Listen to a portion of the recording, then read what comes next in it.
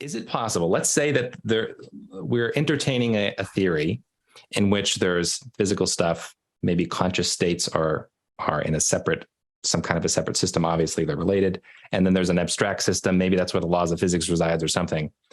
Are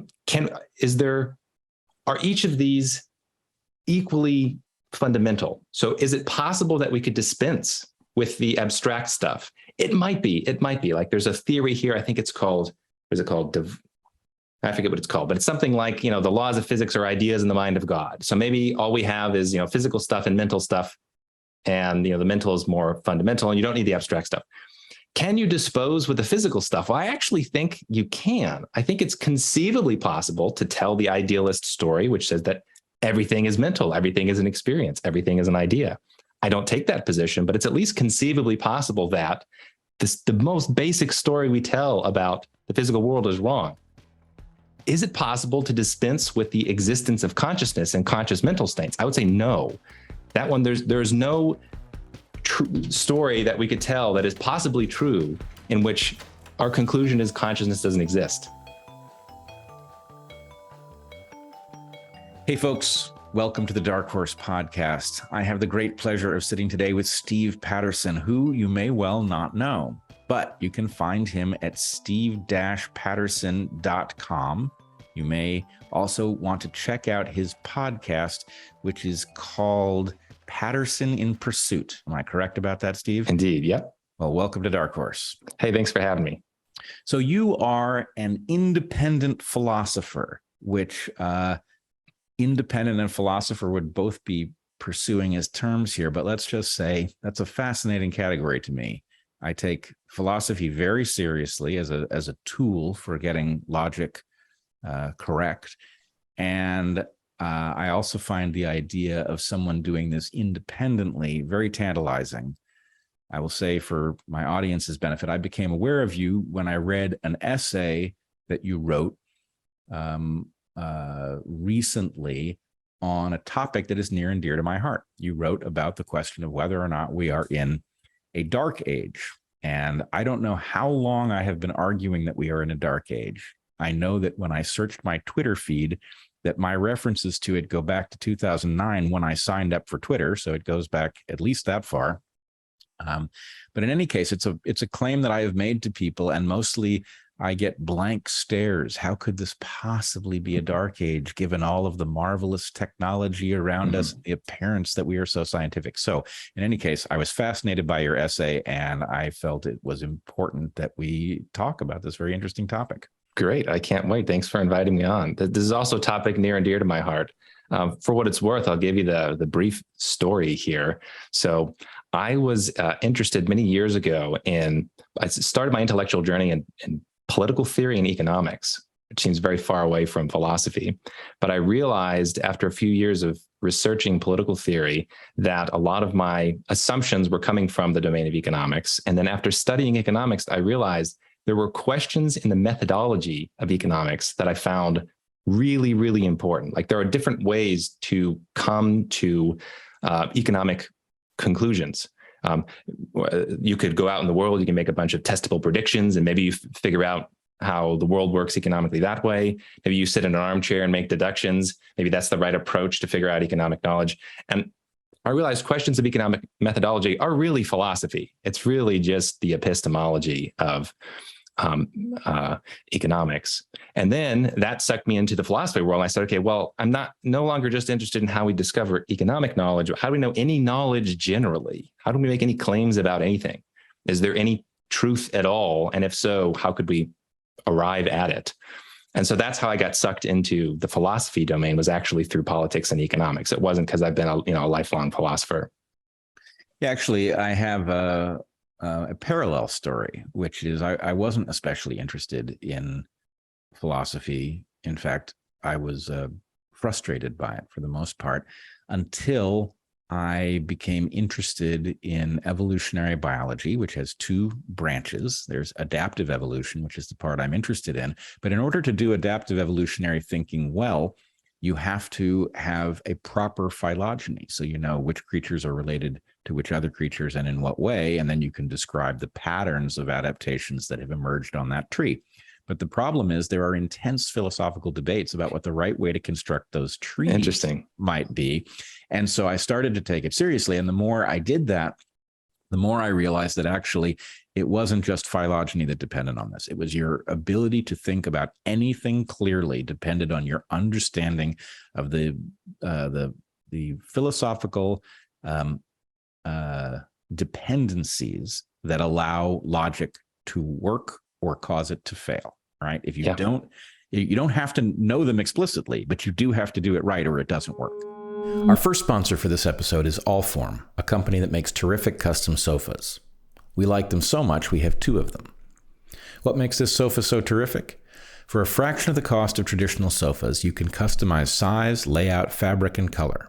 They do armchairs and love seats all the way up to an 8-seat sectional. This is the easiest way to customize a sofa, and the quality is fantastic. Furthermore, they are beautiful and comfortable, roomy, and adaptable. Allform sofas are delivered directly to your home, free and fast, and assembly is easy. We started with a beautiful sectional Allform sofa in whiskey leather. It's soft and supple and warm, unlike a lot of leather. And we pile on it to watch movies. It's gorgeous and incredibly comfortable, a rare combo. We like it so much, we got a second one. Some of our listeners have asked if Allform holds up to pets. Why, yes, it does. The leather that Allform uses is 20% thicker than typical furniture leather and shows no wear, despite the fact that both cats and the dog lie on the couch many evenings. And if you prefer fabric, Allform fabrics are 3.5 times more durable than the industry standard for heavy-duty fabrics. So their fabrics are going to hold up to pets as well. Finally, they offer a forever warranty, literally forever, and that's a long time. To find your perfect sofa, check out allform.com/darkhorse. Allform is offering 20% off all orders to our listeners at allform.com/darkhorse. Step up your sofa game today. Our next sponsor is Moink. That's moo plus oink. Moink. An 8th-generation farmer founded Moink and is working hard to help save the family farm and get its customers access to the highest quality meat on any of the inner planets. Whereas 97% of the chickens served in the U.S. are dipped in a chlorine solution, Moink, a family farm, will never do that. Moink delivers grass-fed, grass-finished beef and lamb, pastured pork and chicken, and wild-caught Alaskan salmon direct to your door. Moink farmers farm like your grandparents did, and as a result, Moink meat tastes as it should, which is to say delicious. Unlike the supermarket, Moink gives you total control over the quality and source of your food. You choose the meat delivered in every box, from ribeyes to chicken breasts to pork chops to salmon fillets and much more. Plus, you can cancel at any time. We love everything about Moink, the fact that the meat is grass-fed and finished on small farms, the lovely publications that come along with it, and of course, the meat itself. Shark Tank host Kevin O'Leary called Moink bacon the best bacon he'd ever tasted. We agree, it's amazing. Keep American farming going by signing up at moinkbox.com/darkhorse, and listeners of this show will receive free filet mignon for a year. That's 1 year of the best filet mignon you'll ever taste, but for a limited time. Spelled Moink, M-I-O-N-K, box.com/darkhorse. That's moinkbox.com/darkhorse. Our final sponsor for this episode is Vivo Barefoot, shoes made for feet. Most shoes are made for someone's idea of what feet should be and be constrained by. Vivos are made by people who know feet. These shoes are a revelation. Here at Dark Horse, we love these shoes. They are beyond comfortable, the tactile feedback from the surfaces you're walking on is amazing, and they cause no pain at all because there are no pressure points forcing your feet into odd positions. They're fantastic. Our feet are the product of millions of years of evolution. Humans evolved to walk, move, and run barefoot.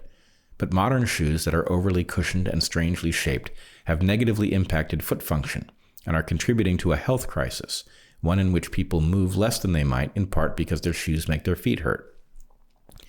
Vivo Barefoot shoes are designed wide to provide natural stability, thin to enable you to feel more, and flexible to help you build your natural strength from the ground up. Foot strength increases by 60% in a matter of months just by walking around in them. The number of people wearing Vivo Barefoots is growing. Once people start wearing these shoes, they don't seem to stop. Vivo Barefoot has a great range of footwear for kids and adults for every activity from hiking to training, as well as everyday wear. They're a certified B Corp, pioneering regenerative business practices, and their footwear is produced using sustainably sourced natural and recycled materials with the aim to protect the natural world so you can run wild on it. Go to vivobarefoot.com/darkhorse to get an exclusive 20% off. Additionally, all new customers get a 100-day free trial to see if you love them as much as we do. That's vivobarefoot.com/darkhorse. Right, right. I like to think of it as you have to be able to do a rigorous conceptual analysis for any discipline. So it doesn't really matter what the discipline is. You're going to find there are going to be ultimately philosophical questions about the core concepts of that discipline. What exactly is a cell anyways? Like, what exactly is life?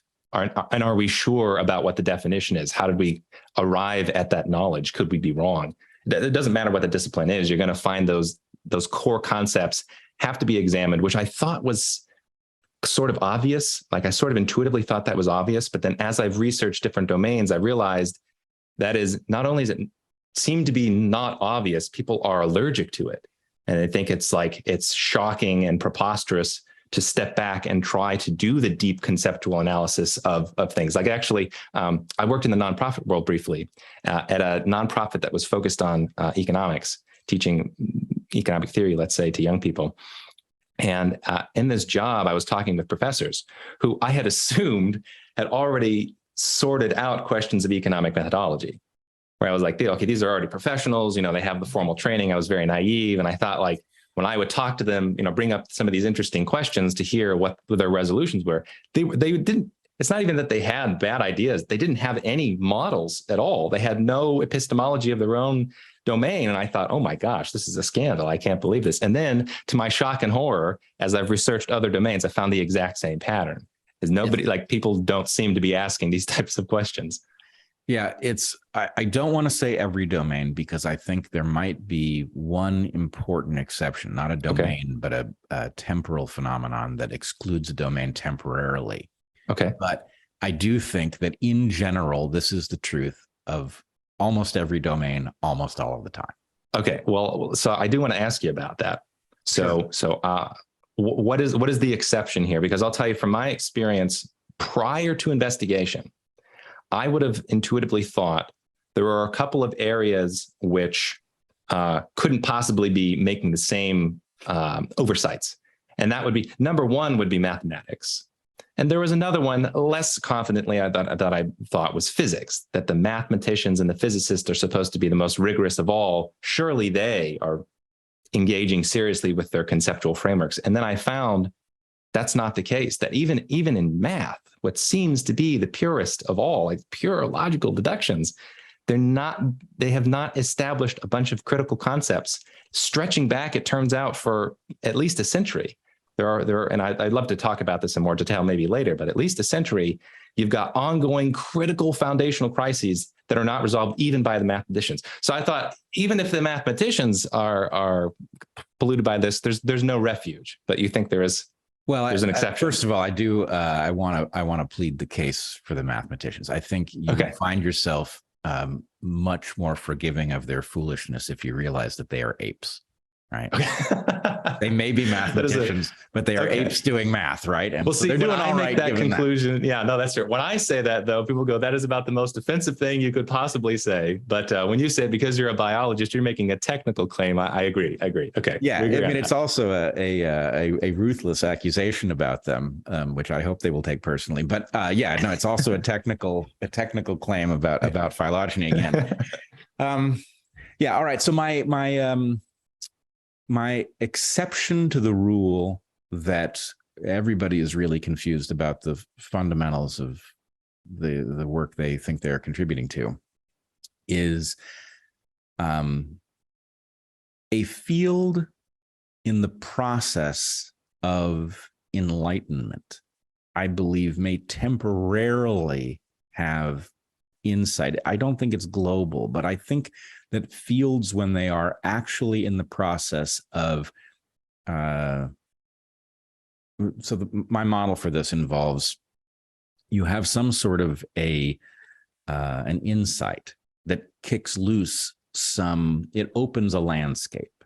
right? There's some landscape of truths that nobody knows. And then somebody comes up with an insight that opens the door to that landscape. And there's a flurry of important work that follows.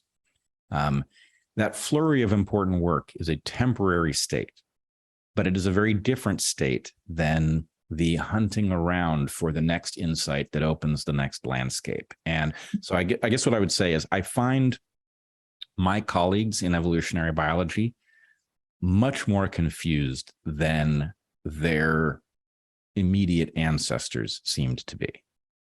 Okay. Well, this is going to get to some big questions. Okay.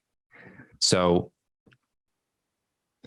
do you say this based on your experience talking with their immediate ancestors, or based on reading the work of the immediate ancestors and finding it higher quality? That is a great question. And it has a very, unfortunately, not simple answer. I knew, because evolutionary biology is a basically brand new field, right? Starts in 1859. So very, very new stuff. And because it had a heyday in the early to mid 20th century, I knew some of the greats. I didn't know them all, right? Many were gone before I ever got there, but I knew some of the greats. And they did seem to me exquisitely clear-headed compared to the descendant generation. Okay, this is fascinating. This is a live, ongoing question I don't have an answer to, because I have heard people like yourself and a few others that talk about their education and maybe their interaction with the greats, and they seem to think that there was a genuine intellectual rigor there, but I've never seen it, because that worked. I'm too many generations removed. So I have had one hypothesis, which is what happened is, with the invention of the internet, it allowed information to flow such that it looks like orthodoxies right now are a lot more cacophonous. But that's only because we have the technology that allows the dissenting voices to be heard. Mm-hmm. Maybe it's the case that the reason there seemed to be more harmony a few generations ago is because we didn't have the technology that allowed dissenters to speak.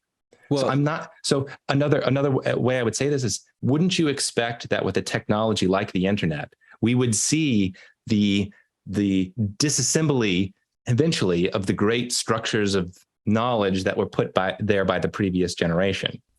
Well, I think there may be something novel going on in the current moment, that we are actually looking at two problems. One, you've got the influence that you've just described, where we can tune into the noise. And I do believe that cultural evolution, cultural content is always very noisy at its inception. And what makes culture useful is selection.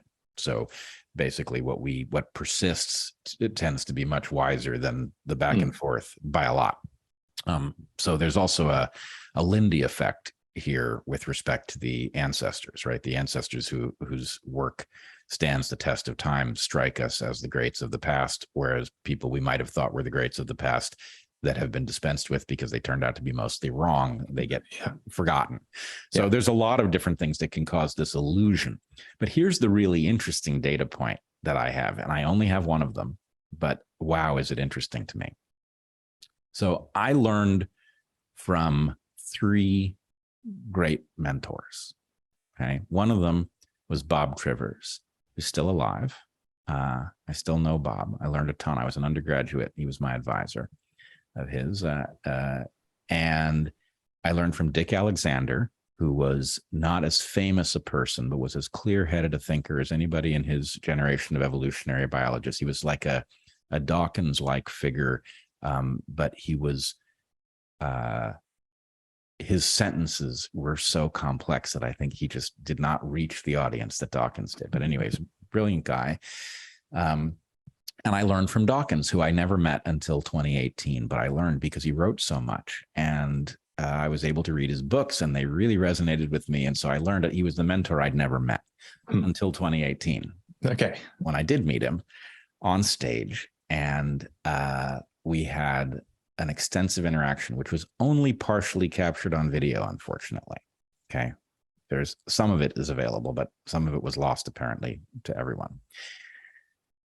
But what I found was that he had become confused about his own ideas. And this is not, he is an older guy, but he's mentally very sharp. This was not a question of him having, lost his capacity to think. This was a question of him having lost the courage of his convictions. So what I said to him on stage actually was that I found him in conflict with himself, that his current ideas were defeated by his previous ideas. And I wanted him to just look at what happens when you juxtapose them. And this is specifically about a biological concept? Yes. Okay. A biological concept of his own invention. Okay. That's the thing. So Richard Dawkins is the inventor of the concept of memes, right?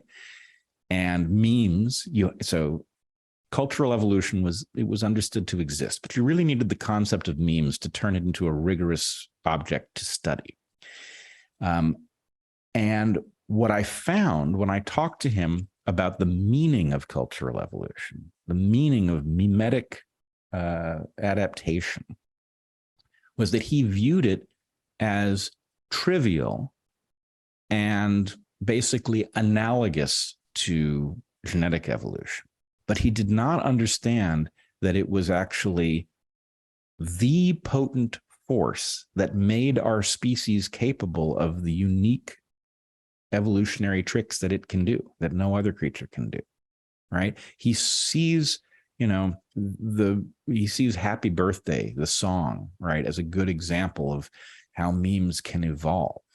But it's an utterly trivial example. He doesn't understand that Catholicism is a much better example, right? That Catholicism and the way it evolves into Protestantism, and that basically the story of human evolution is the story of how the genes offloaded the heavy lifting of adaptation to the software layer, and that software layer and the genetic hardware layer have a direct relationship. It's not that cultural evolution is like genetic evolution. Cultural evolution is a means to an end employed by genes to solve problems the genes themselves cannot solve. Dawkins, the inventor of the concept that allows you to see that, couldn't see it. Which I'm stunned by. Yeah. What is your explanation for that? Well, I think there are a couple things that are true. I think one thing is that nothing about evolutionary biology is remotely politically incorrect. Is politically correct. It is a politically incorrect discipline that is, it's not that what it says is bad. It's that what it says about humans is arbitrary. I see. And so the problem is in 1976, when Dawkins wrote The Selfish Gene, he was a young man. He was a young gun, and he wasn't an established scientist. He didn't have a long publication record. He was a very gifted writer, and he was a very gifted thinker, and he had that sort of brash young man thing, and he wrote a brilliant book, and it caught on, and it made him who he is, right? But the point is, as an established person with something to lose, as an older person who isn't, brash and ready to go all in on these concepts, I think he has... some of the things he said to me on stage were thoughts that would be more characteristic of Stephen Jay Gould, who is like the antithesis of Richard Dawkins analytically, right? They believed inverse things. And yet what I found Dawkins saying on stage were things that Stephen Jay Gould might have said and were shocking coming out of Dawkins' mouth. And I believe that part of that is about having been right and losing the courage of those convictions because of the danger of where it might lead. Okay, let me riff off this for a little bit. This is fascinating. So it might be that part of what's going on here is a high level of, let's say, conceptual ability in specific domains, or even specific aspects of specific domains, might not port onto thinking generally. So let me be a bit more specific. It could be the case that when you read the work of Richard Dawkins, you are seeing an actually impressive idea structure. And then we make this inference that the impressive idea structure comes from a mind that must be generally competent in creating these idea structures. That this is not just a one-hit wonder type thing, that there has to be a level of skill that we would expect would translate into especially different claims within that one domain. Like you would say Richard Dawkins is a competent biologist. You would like to say that because he wrote this incredible book. When I look over history, I'm not sure that's true. And I'm not sure it's the case that being really, really good on that one thing translates generally, which is shocking. Okay.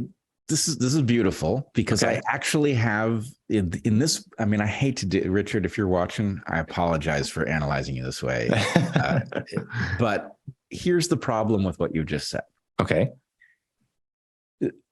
The disagreement between Dawkins and me centered around the question of what to do with religion and things that behave like it. Mm. And Dawkins' point, Dawkins is, of course, a famous atheist, and his point is this is a mind virus. My point, when, we somehow, I've forgotten exactly how, but we asked each other on stage sort of, well, what do you think? And he said mind virus or the equivalent. And I said, no, it's extended phenotype. Now, extended phenotype is a Richard Dawkins concept, which he himself considers his most important contribution to biology. Okay, that's his own assessment. So in addressing your hypothesis about what might be going on, my point is actually the zone in which Dawkins has to be hyper competent in order for him to see what it is that I think should be right in front of him is his area of specialty more than anyone else's on Earth. I love that point. I was not expecting that correction to go in that direction, but I love that point. Okay, so let me throw out a new theory here. Again, I don't have the answer to these questions. I'm just trying to come up with some plausible theory for the information I'm taking in. Okay. Here would be a more controversial claim. Is it the case then that there's a genuine possibility that excellent writers are maybe synthesizing concepts that they don't themselves understand? So could it be the case that, like, when you look at the history, for example, of the theory of relativity, did it originate with Einstein? No. Parts of it, I mean, a synthesis of it was with Einstein, but there were little parts here and there beforehand. Now, I think Einstein is one of the few historical thinkers, a few recent historical thinkers who I'd say seem to have a lot of general purpose conceptual skill. He was sort of aware of the process of theorizing, I think, in a respectable way that a lot of his contemporaries weren't. But maybe it's the case that sorry, I've never met Richard, so I guess it's okay if I speak off the cuff here. But maybe it's the case that could be an example of somebody putting ideas together in a way that they genuinely themselves don't understand. Maybe that's what's going on. I don't think so.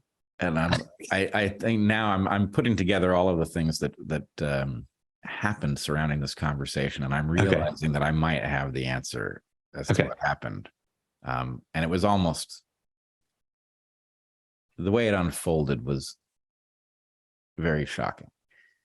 Before I went on stage with Dawkins, I was in Chicago, and while I was in Chicago, I met with Jerry Coyne, who I had also never met. Right, he's another great from my field. And I put a question to him. So over breakfast, I asked Jerry Coyne, I said, I don't understand why it is that there has been no major theoretical progress in our discipline since 1976, and this doesn't seem to bother anyone, right? That suggests we're doing something wrong. And he said something that astonished me. I couldn't believe I was hearing one of the greats say this. And what he said was, well, I think my generation, that is Coyne's generation, got it all pretty well right.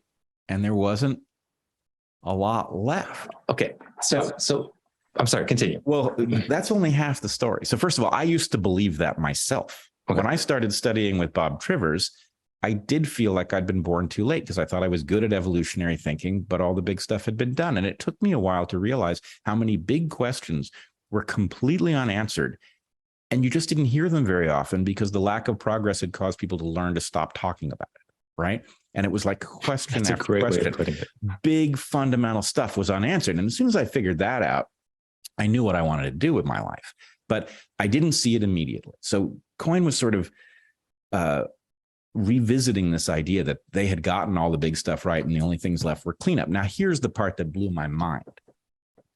On stage with Dawkins, I asked him the question, why do you think we haven't made any major theoretical? I mean, you know, you can ask an evolutionary biologist, what are the great theoretical insights that we've had since 76? And there's no good answer to that question, right? They don't exist. So I asked him that. He said the same damn thing. He said the same damn thing. This is somebody who certainly has to understand that we do not yet have a robust explanation for, you know, we know why a peacock has a fancy tail because the peahens don't mate with them if they don't. We don't know why the peahens care, right? We've got lots of ideas and we can all name the ideas, but nothing totally works. And I can tell you why they don't work, but never mind that. The point is, here I am sitting with Richard Dawkins for the second time in one day, being told by one of the greats in my field that his generation answered all the big questions and the lack of progress was because we were done. And it's just like, well, okay, even, you know, yeah, all right, go ahead. So you take a young, independent mind like myself, who has not met the greats as you've described them. I listen to that and I go, why would you call these people greats? How could you arrive at the conclusion that somebody who believes we have arrived at the final truth on an extraordinarily complex topic is a great mind? That seems like a very, very elementary error. You know, well, here's the thing. I mean, I know that there's. I'm going to get you in trouble, Bret. I'm sorry. You don't have to answer if you don't want to. If there was more trouble I could get into, fair. Might be worried. But I've already gotten in trouble with everybody. Here's the thing. Dick Alexander, my PhD advisor, would never in a million years have said that. Right? He wouldn't have formulated the thought, and he would have mocked anybody who did. Right now, so I do think there's at least two types of what I'm calling the greats, and I guess the point is really they need two different categories. Right. Okay? There are people who have accomplished lasting things, who may or may not be really good at it. Right. Darwin was a great, but apparently the idea was also ready to pop. Right. The fact that Wallace and Darwin both had the idea tells us that that one wasn't going to wait very long. Right. And it happens that Darwin was also great at what he did. This also happens. I would love to talk about this in the history of mathematics, maybe later. Same thing happens. Cool. Well, I'm very interested in this taxonomy because I think it has a lot to say. But it is totally also possible for somebody to be at the right place at the right time and not really have extraordinary capacity.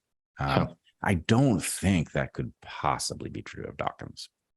And really, Dawkins is so good at synthesis that, which I think is a process we undervalue, right? We don't even really talk about it as the counterpoint to reductionism, right? And we should, because the point is, yes, reductionism buys you something, but you don't leverage that something until you synthesize it and figure out what the real picture is, right?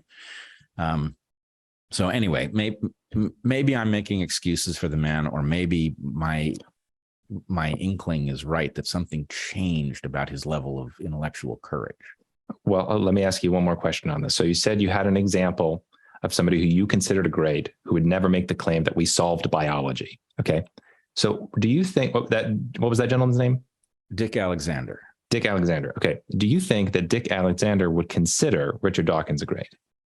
Knowing the claim that you just said, you know, if he were aware of Dawkins' claim that biology is solved, what do you think he would say? I think I know exactly what he would say because I think I had the conversation with him. Okay. So that's the thing is, you know, it's not a huge field, and the fact that all of these greats of various kinds coexisted and we knew them meant that you sort of heard these conversations. And the thing is, Dick respected Dawkins and Dawkins respected Dick, but I don't think Dick certainly did not see Dawkins as transcendent in some way. Right. He did see him as competent, very competent, let's say. And I think that's probably what Dawkins would say of Alexander also. But the problem is, again, back to the ape thing. Biologists are also largely apes, and largely. Yeah, I leave like open the possibility. There are some others, but all right, all the ones I knew certainly show that evidence. But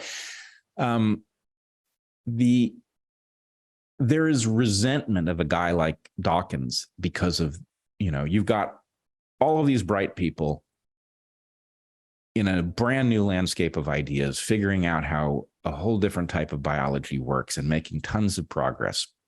And you have somebody like Dawkins who's very good at understanding it and very good at explaining it.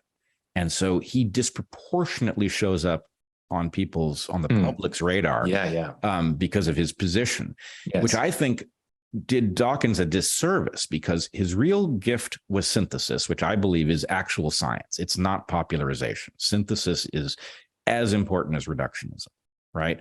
And the fact that Dawkins was also good at popularizing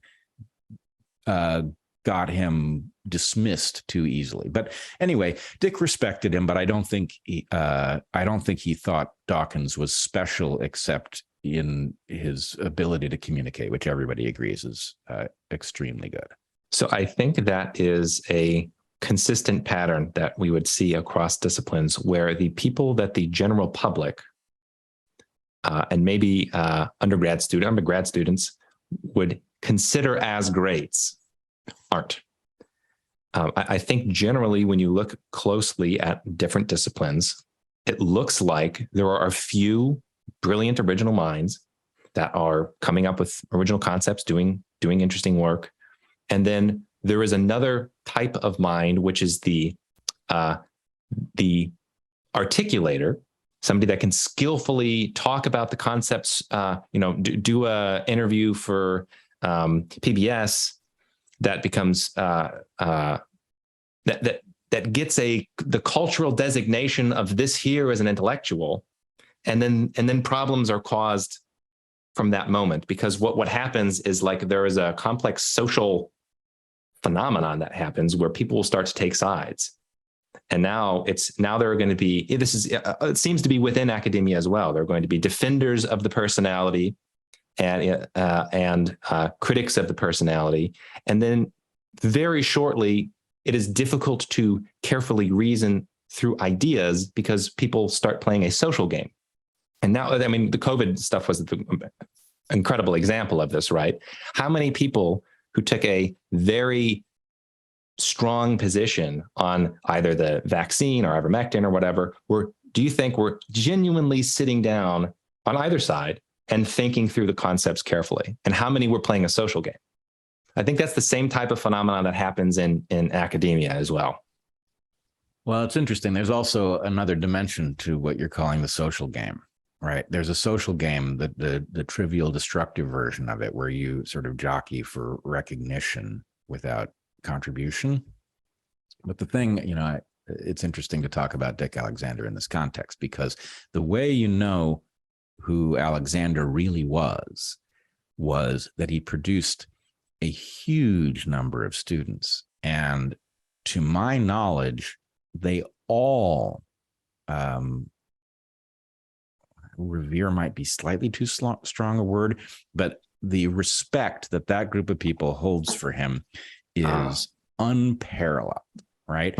And it's really about something. He was very much, he was very genuine. He was very honest about what he didn't know. He gave excellent feedback. He one of his rules was, you as student cannot work on what I'm working on. And it's not because I don't want competition. It's because I know that if we work on the same thing, it will be inevitable that there's ambiguity about what came from where, and I can't afford to have that with my students. So you're going to have to find your own research program. Anyway, he was a brilliant mentor, and the number of people walking around who would tell you the same thing about him is, it's dozens. So anyway, he may be the unique weird case, but I guess my point is, as much as his name is obscure, his influence isn't, because it came through his students. And very often the cases where you're talking about somebody who is the named great who might not be one, very frequently their students aren't so thrilled with them. Okay, let me challenge you. Yeah. And we'll do a short one and then a long one. Okay, the short challenge is, when you said that you're identifying the man's greats through the way that his students talk about him, that's different than saying identifying the man's excellence by the quality of his students' work. So are you also making the claim that their work is very high quality? Well, the reason I didn't go that route is because not all of them stayed in. The quality varies, but I would say nobody had anything like as high a hit rate. The number of very high quality students that came out of that lab is very large. Okay, so that is very interesting. I'm going to talk for a minute. If you'll give me a little room for a monologue here, I guarantee this is going to be relevant. Okay, so we're going to talk about the martial arts. Okay, so been very interested in martial arts for a while. There's a lot of interesting parallels between the martial arts and the world of ideas. History is very fascinating. So I'm going to tell an abbreviated story. Prior to, I think it was like the mid 20th century, you had the development of 1,000 different schools of martial thought, technique, and skill. You could broadly categorize them as striking arts. You can think of like boxing as being a striking art, kickboxing, and grappling arts like wrestling, jiu-jitsu, that type of thing. Okay. What happened martial arts have been practiced for thousands of years, but there did not seem to be a platform up until fairly recently for excellent students of different disciplines to fight each other. Mm-hmm. For whatever reason, you had the jiu-jitsu practitioners and the judo practitioners were slightly different rules. You have in the strikers, you have Western boxing, which is hands only, versus kickboxing, which allows kicks, versus Muay Thai, which allows kicks to the legs. Different rule systems. So what you had was absolute masters in their own disciplines who had a bunch of students that said, our Tai Chi guy, or maybe not Tai Chi, that might be an exception, but our kickboxing guy is phenomenal. He can knock anybody out, an exceptional martial artist. Everybody would rave about him. He's been a 8th degree black belt for 30 years. Then what started to happen in the middle of the 20th century is there was a family called the Gracies in Brazil that would conduct vale tudo fights, which is no holds barred. They thought they had developed the ultimate martial style. And they said, listen, I don't care how big you are, how long you've been training, where you are in the world, you come to Brazil and we'll fight you, no holds barred, and we'll see who wins.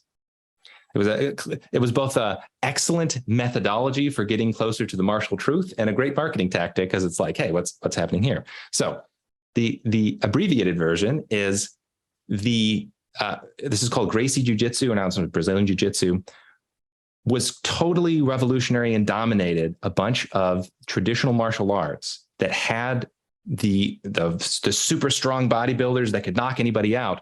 It turns out that grappling skill in a real vale tudo context is way more important than striking skill. So even if you are exceptionally gifted within the rules and domains of kickboxing, it doesn't even translate almost at all sometimes to genuine martial skill. Okay, so this is, by the way, this is the origins of the UFC. I don't know if you're familiar in MMA, there's this organization called the UFC. This had their origins from the Gracie family because they said, we want to have mixed martial arts competition to demonstrate the superiority of Gracie Jiu-Jitsu. Interesting historical tidbit. Okay. One cool anecdote here, talking about kickboxing. I highly recommend anybody watch this video if you're interested in like psychology of when an expert discovers that he is not as skilled as he thought he was. There was a guy called Rick Rufus, who was a kickboxer, I want to say in the 1980s, like absolutely phenomenal kickboxing talent. He was invited to participate in a striking match with a Muay Thai guy, which this wasn't, no, it was no grappling, but Muay Thai allows leg kicks, and American kickboxing, which Rick Rufus came from, did not allow leg kicks. So what happened? Well, at the beginning of the fight, Rick looks impressive. He's like doing all these, fancy moves. He rocks the guy. Okay. And then the Muay Thai practitioner discovers he has a technique that the other guy is totally unfamiliar with, which is the leg kick. And so what does he do? He keeps kicking the leg. He keeps kicking the leg. And then the guy can't walk. And eventually Rick Rufus loses the fight because he was, despite being a master, an international prize fighter, he had no experience with this technique. And so interesting. I bring this up to say he's interviewed about this. And what would you expect he says? He goes, well, kicking the leg doesn't take any skill. As you would expect, the person was like, okay, well, clearly I built my whole psychology around being the skilled martial artist. Here's a guy who's smaller than me doing this fairly simple technique that I had no ability to counter, and he beat me. That sort of invalidates me. And that implies all of the social hierarchy around my dojo and all of the conferences that I give. I thought I was an expert, but when the rubber meets the road, I guess I'm not as good as I thought. Okay, that to me seems like exactly the circumstance of intellectuals and academics, especially over the course of the 20th century as academia has grown. You have these different disciplines that are hyper-specialized, and you have a bunch of prestige within the discipline and the great teacher that everybody reveres, but it turns out they're not actually conceptually, philosophically, generally skilled. And when they're met with, interdisciplinary criticism, they just don't have the tools available to defend themselves, if you will. Okay. Now I think I know what happened. Okay. And by the way, love the jiu-jitsu analogy. We'll come back to cool what that means in a minute here. But here's what I learned from Jerry Coyne and Richard Dawkins, which is the arbitrary reward structure that exists in academia awarded them something which made them feeble in old age. They weren't necessarily feeble. I can't speak to Coyne as well, but I can say Dawkins of 1976 really had what it took to become a great. I truly believe that. But when you become successful in this modality, and that success brings you into a realm where you're dealing with only the cream of the crop, and everybody in the cream of the crop crowd has the same situation, which is, look, if we start throwing punches, that could be bad. So if we agree to kind of pull our punches and be nice to each other, then, we last. And so the point is, I think what really happened to Richard Dawkins is that he escaped the zone of competition that would have kept him sharp, right? And the thing that did not happen to Dick Alexander was that never happened to him because he collected around him the best students in the department who, they were all young guns who would say whatever they thought needed to be said. There was no, etiquette about not, attacking an idea that Dick had said, right? So the point is, he stayed sharp because he surrounded himself with people who didn't believe in those games. And I think what I really ran into with Dawkins was that he did not recognize, maybe because I'm not young anymore. I was a young gun when I was young, and now I'm older, but the point is, I still believe that my field is fucked up. I still believe there are big discoveries that are staring us in the face that we are not seeking. And he was not prepared because he was telling himself the story that there was no next generation of really good biologists because we didn't need one. Yeah. He didn't recognize somebody who knew some things he didn't know, where he should have been fascinated by that. And I was surprised to find that he wasn't. Okay, this pattern is almost identical to martial arts stuff. Like what you just so people understand, like when you see a pattern that is in wildly different areas and it's pretty much the same pattern, it's valuable to get a good model of what that pattern looks like. Okay, so this is what happens in martial. This is like a well-known thing in the world of the martial arts. people will get some sort of, they'll get a black belt in karate or something. And then they're curious. They've seen some of this jujitsu stuff. So they go, maybe they practice karate for 8 years and they go into the jujitsu gym and they get their butts handed to them by newbies, kids that are smaller than them, that have been training for a year and a half, beat the sophisticated black belt that walks in the door. And then they are presented with the question, do I continue to get my butt handed to me by people that clearly know something I don't, or do I say, no, it's not for me, and I'm gonna stick in my in the area in which I'm skilled? That is a well-known phenomenon. It happened to Chuck Norris. That's an interesting story. He's like a real martial artist in addition to being an actor, and he was skilled in striking arts. The same thing happened to him, got destroyed by jujitsu, and said, oh, geez, I'm going to stick around these people because they're closer to truth than I was. So I think so you're sort of describing the same phenomenon, that he had success and then he was presented with a choice. Do I go swim with the sharks again, or do I continue the path without that sharp competition?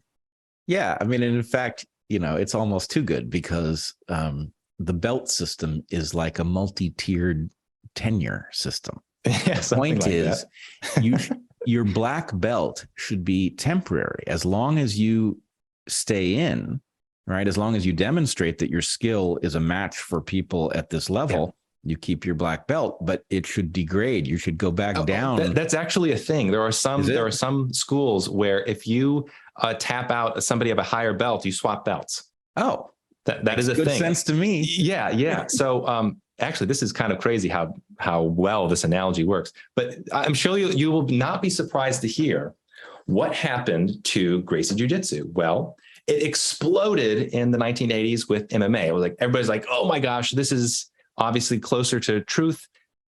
Everybody's got to figure out how to use these techniques. So it was a massive vindication for the Gracie family and the Gracie school. But then what happened? Well, they became the experts. They became the guys that had solved. There was no more knowledge to learn in the domain of grappling, even, which is their domain. It's not just martial arts. In grappling in particular, they're like, those leg locks that some of those people were using in catch wrestlers over there, that's cheap stuff. So like there would be techniques that they weren't as good at, like leg locks.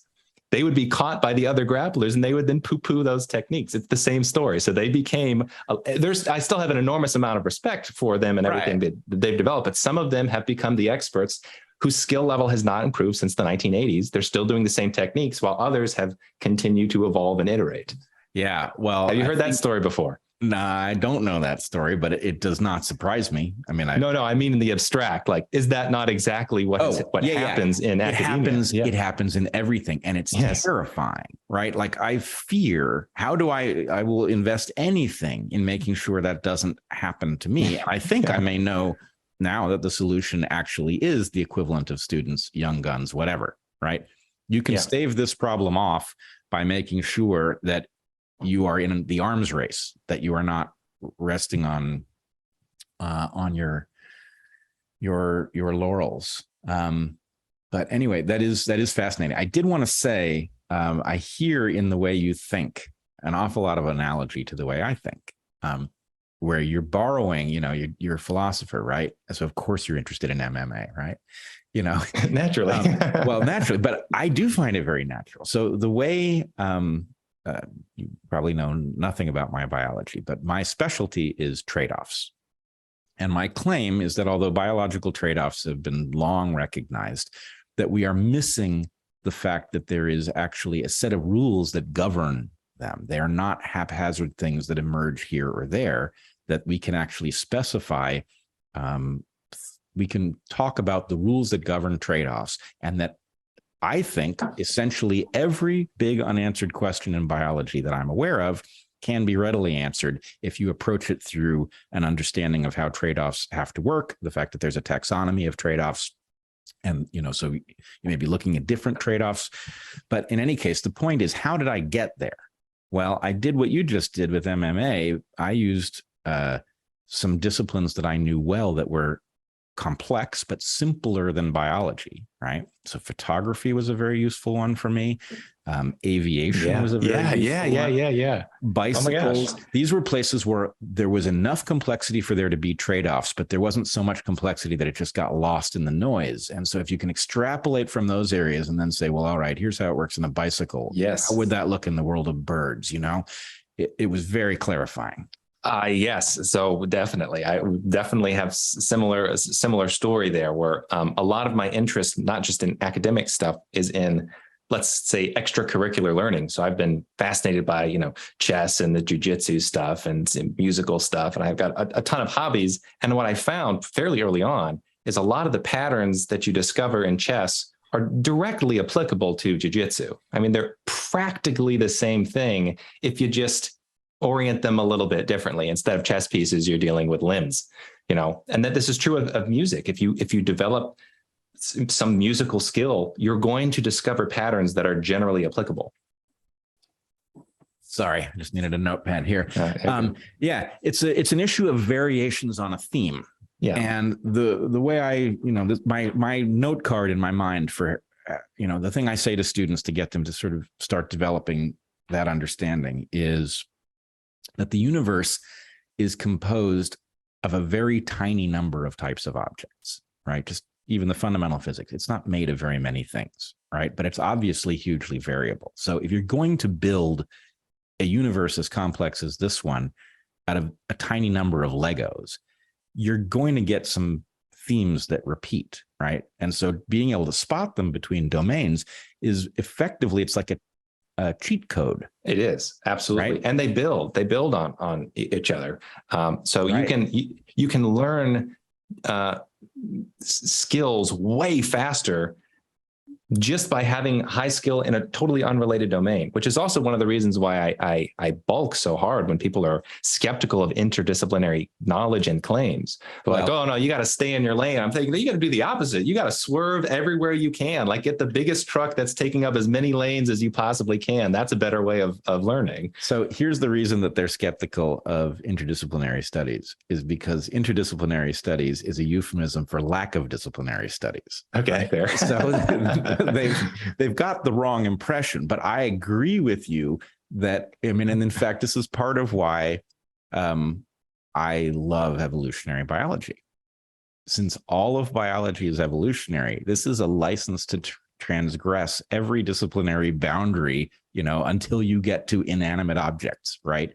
And so anyway, yes, I agree. What fucking lane, Show me the lane marker and I'm going to cross it. It sounds a whole lot like Rick Rufus saying, oh, leg kicks. No, that doesn't take any skill. I don't want to deal with any of that. You keep the leg kickers in your own game. Right. Well, and we saw this in COVID and it was mind blowing, right? Because it was like, these vaccines couldn't possibly be safe. Okay. Well, but you're not a vaccinologist. Okay, but I'm an evolutionary biologist and the vaccinologists aren't epidemiologists and the epidemiologists aren't virologists and none of them are evolutionary biologists, right? And none of them are physiologists and they aren't doctors. So the point is everybody is out of whatever discipline they trained in most of the time in order to deal with something that has as many facets as COVID did. The only people who had a prayer of doing it well were either generalists who were capable of learning what they needed to know to understand the other disciplines, or clinicians who were in a position to see what actually took place with people, right? So you had some doctors who didn't have these other areas of specialty, but they could see the damn pattern, right? That worked. Or being a generalist who was capable of saying, well, all right, let me, here's a new family of viruses. I know nothing about how they work, but I can learn it. Okay, so I don't know if we're ever going to talk about Dark Age stuff, but I gotta go on this line because it's so interesting. I was just having a conversation about this the other day. So you said the people that are likely to have the tools to gain high quality models on COVID are going to be people who are on the ground, the practitioners. And what was the other one? Generalists, right? Who can learn on the fly. Okay. Yep. I generally agree with you, but that leads to some, I think, odd or unorthodox conclusions. So here's a question. No, sorry. On the Dark Horse podcast, unorthodox conclusions are not acceptable. Okay. So okay. Is it so here's a question. Who has the final say on the efficacy of drugs? Oh, I got this one. Do the academic researchers or do the practitioners? Nature and physiology. Okay. Right. That's it. Yeah. True. Okay. Well, look, I mean, but in terms of who has more reliable knowledge. So if we have a disagreement, as we did have a disagreement between academic researchers doing research and meta research, and practitioners on the ground saying, listen, I'm doing this and here's the results. How do you weigh these? Practitioners, 100%. It has to, but that's the same answer I just gave you, incidentally. Right? I don't care what you think is true. There's a question about what is actually true. Right? And so the point is the clinician, and this is why I never understood what argument was being made with respect to, RCTs, randomized controlled trials, and the efficacy or not of something like ivermectin. Right. It's like, look, you have a large number of clinicians who have been treating with this drug. Now, it's possible that somebody's no good at all at what they do and that they're lying to themselves. But you've got a large number of people who are seeing this pattern in many different places, right? People who have long track records of not losing a patient since they started with this protocol, right? You can't ignore that. If your RCT says this thing doesn't work and your clinicians are telling you, yes, but I'm not losing any patients when I put them on it, now at least you've got a question. How could those two things be simultaneously true? What don't I know? Yeah, right? What's testing what? Is it the case that means everybody is fooling themselves in the field? Or is it the case that maybe that's evidence that something's wrong with the RCT? Something's wrong with the RCT. I mean, look, I'll even take it one step further. I know it doesn't go this way because we now know enough about ivermectin and how it does work and how to apply it. But suppose you just didn't know anything. And suppose what you had was doctors who used the damn stuff, not losing patients. And then you say, well, that could be a confound. Cool. Maybe that confound is in their protocol. Maybe it's not ivermectin. Let's use their protocol and let's save some lives. Right. And the point is, you're still prioritizing an RCT that doesn't tell you what to do over people who apparently do know what to do. And actually, I have an example of this. It's weird, if you'll permit it. Of course. When I was my first research gig, I went with Bob Trivers to Jamaica. Okay. I was studying lizards in Jamaica, but it doesn't matter. I was way off in the country, right? Not in Kingston. I was way off in the country. And there was a bunch of kids in the neighborhood, a bunch of different ages. And they just ran around as a little group doing stuff all day, the way kids might off in the country. And they found me interesting because I came from somewhere else and I took them seriously and I talked to them. Anyway, that's all unnecessary. They did. At some point, I had the hiccups. And one of them said that he had a cure for hiccups. And I said, oh. And he said, yeah, do this. He said, I want you to spit a big loogie into your hand, and then I want you to take your finger and put it in there, and I want you to get it on your finger and paint an X on your forehead. I did it. Hiccup's gone. Okay. Pretty good. Next time I had hiccups, try it again. Works every time. Now, it's not as crazy as it sounds, right? It turns out that the key to it is getting a loogie in your hand. That the activity, that getting that thing to surface is what does it. Painting the X on your forehead is completely pointless. And how would they know, right? Well, I think they did. Well, I don't know if they knew, actually. But that's an interesting question. Yeah, it's an interesting question. Probably some of them knew.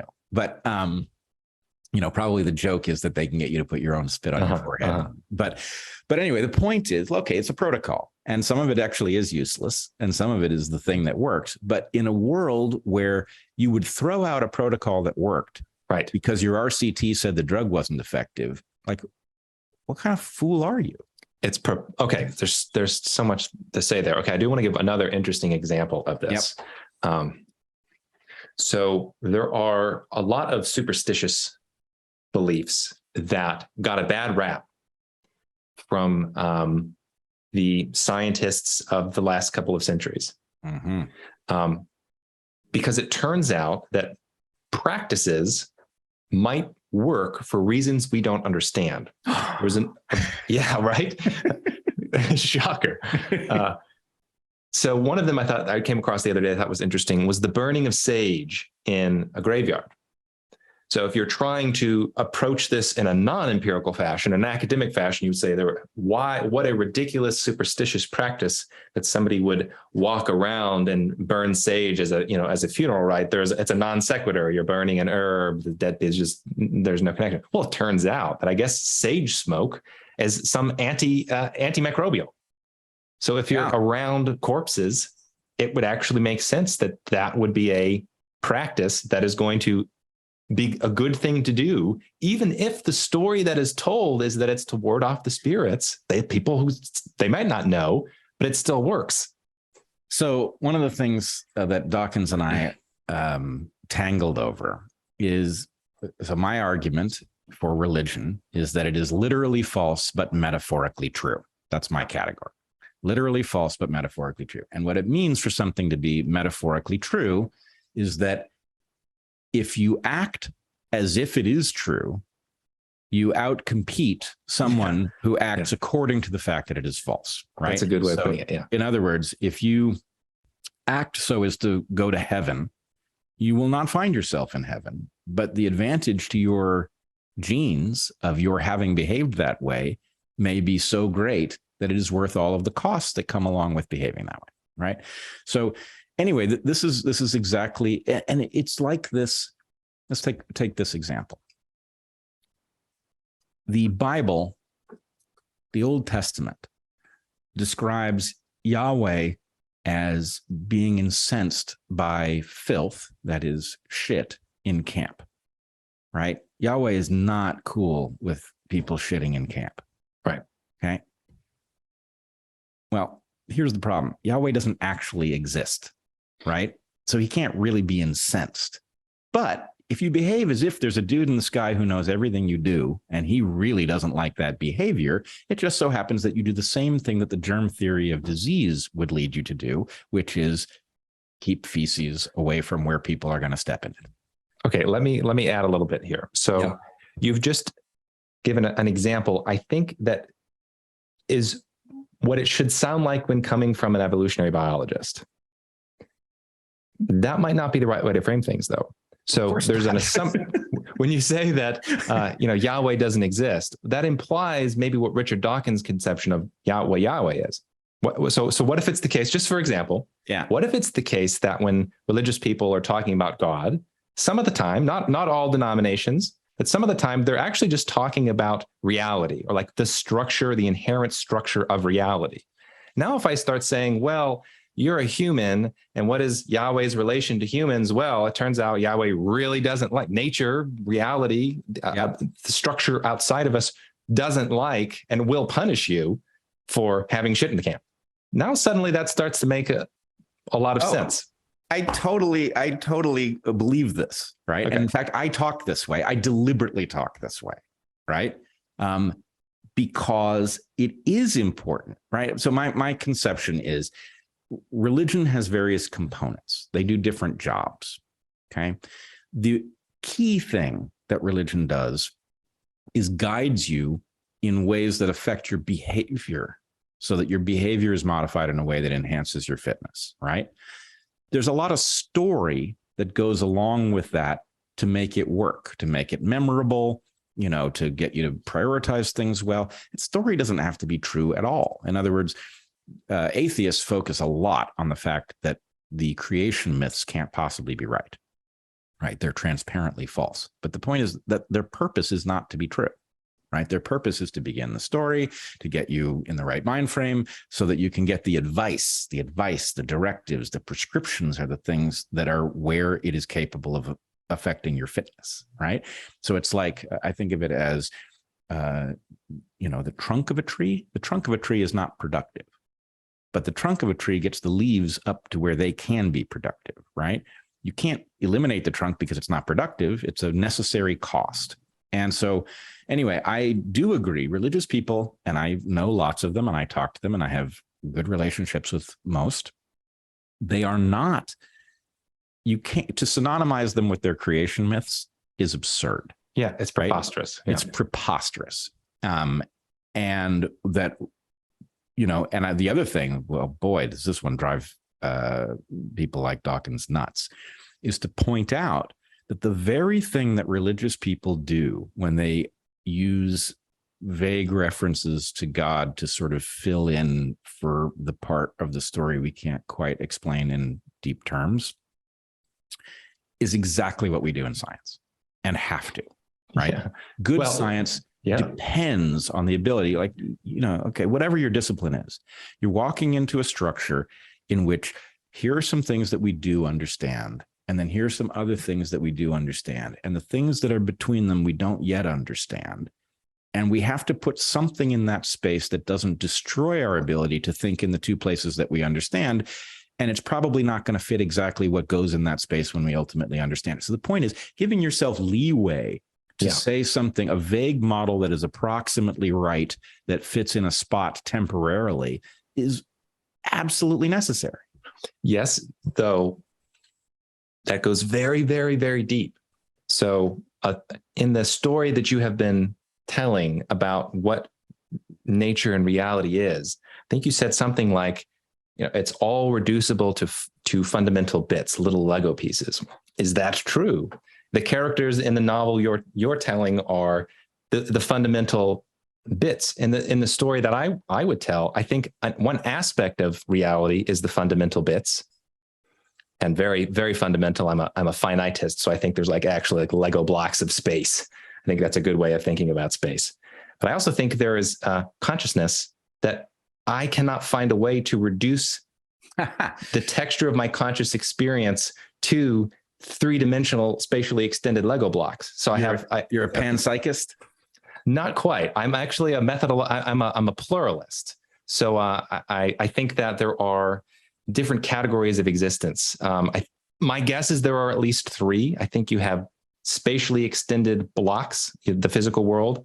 I think you have the contents of consciousness, which is something that is not reducible to three-dimensional blocks. And then I think you have an abstract category, which is something like the relation between the conscious states and the physical states, or even the relations between the physical states and themselves. So if you think about the laws of physics, for example, are the laws of physics composed of physical building blocks? No. Are the laws of physics conscious? Is consciousness have something to do with the laws of physics? I don't think so. I think they exist. I think the laws of physics exist. I think they do there's some force that's gluing states of the universe together, but I would put it in its own ontological category. So that wouldn't be pantheism. So I'm a pluralist. I'm sorry. What did you say? You said panpsychist. Panpsychist. Yeah. I might be a pantheist. I'm not a panpsychist. So I bring that up to say to push you into a corner and say, but you're telling a story here that where your fundamental concepts might be incorrect. Because is it possible? Let's say that we're entertaining a theory in which there's physical stuff, maybe conscious states are in some kind of a separate system. Obviously, they're related. And then there's an abstract system. Maybe that's where the laws of physics resides or something. Are each of these equally fundamental? So is it possible that we could dispense with the abstract stuff? It might be. Like there's a theory here. I think it's called, I forget what it's called, but it's something like, the laws of physics are ideas in the mind of God. So maybe all we have is, physical stuff and mental stuff. And, the mental is more fundamental and you don't need the abstract stuff. Can you dispose with the physical stuff? Well, I actually think you can. I think it's conceivably possible to tell the idealist story, which says that everything is mental, everything is an experience, everything is an idea. I don't take that position, but it's at least conceivably possible that the most basic story we tell about the physical world is wrong. Is it possible to dispense with the existence of consciousness and conscious mental states? I would say no. That one, there's no true story that we could tell that is possibly true in which our conclusion is consciousness doesn't exist. So I would actually put the conscious and the mental, at least in terms of our levels of certainty, I would say it is the existence of mind that underlies our belief about the mere existence of the physical world, though I do think there is a physical world. All right. Sorry about the monologue. No, not at all. I appreciate it more than you know. So let me just say a few things and we will sort them into meaning in the aftermath. One, many of my favorite thinkers are panpsychists. And I think they are dead wrong about this. And it doesn't matter to me, right? It's one of, there's a principle that a contractor I was working with once said, that there was often one room of the house where all of the various errors from other parts of the house had been shunted. So there's one room that just makes no freaking sense. Right? All the angles are wrong. Yeah, you've pushed every defect. You can push it out of the rooms, but they got to go somewhere. So kind of better to concentrate it in that one closet or whatever. And panpsychism strikes me as where all of the error terms push you and it causes you to say something. And I'm not saying you're a panpsychist. I heard the distinction that you're drawing, but nonetheless, it strikes me that people who are very clear-headed in realms that I often care about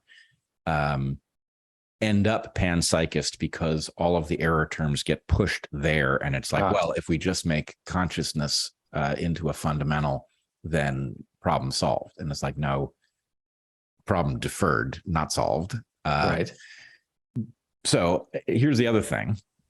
I cannot for the life of me figure out why people see consciousness as especially difficult. Okay. Now I'm an evolutionary biologist, and my feeling is, yeah, consciousness is difficult in the same way that an appendix is difficult and color receptors are, but it's not. Well, I'll take a stab at it. Let me take a stab at why I think there's a unique problem here. Good. So we can imagine the behavior of a brain being correlated with conscious experience. So we say, okay, what is consciousness? Where it's something like a brain state. Is that what you would say? It's like a processing, information processing in the brain? The definition that Heather and I use in our book is consciousness is that fraction of cognition that is packaged for exchange. Okay. Well, so let's strongly overlaps things that are linguistic.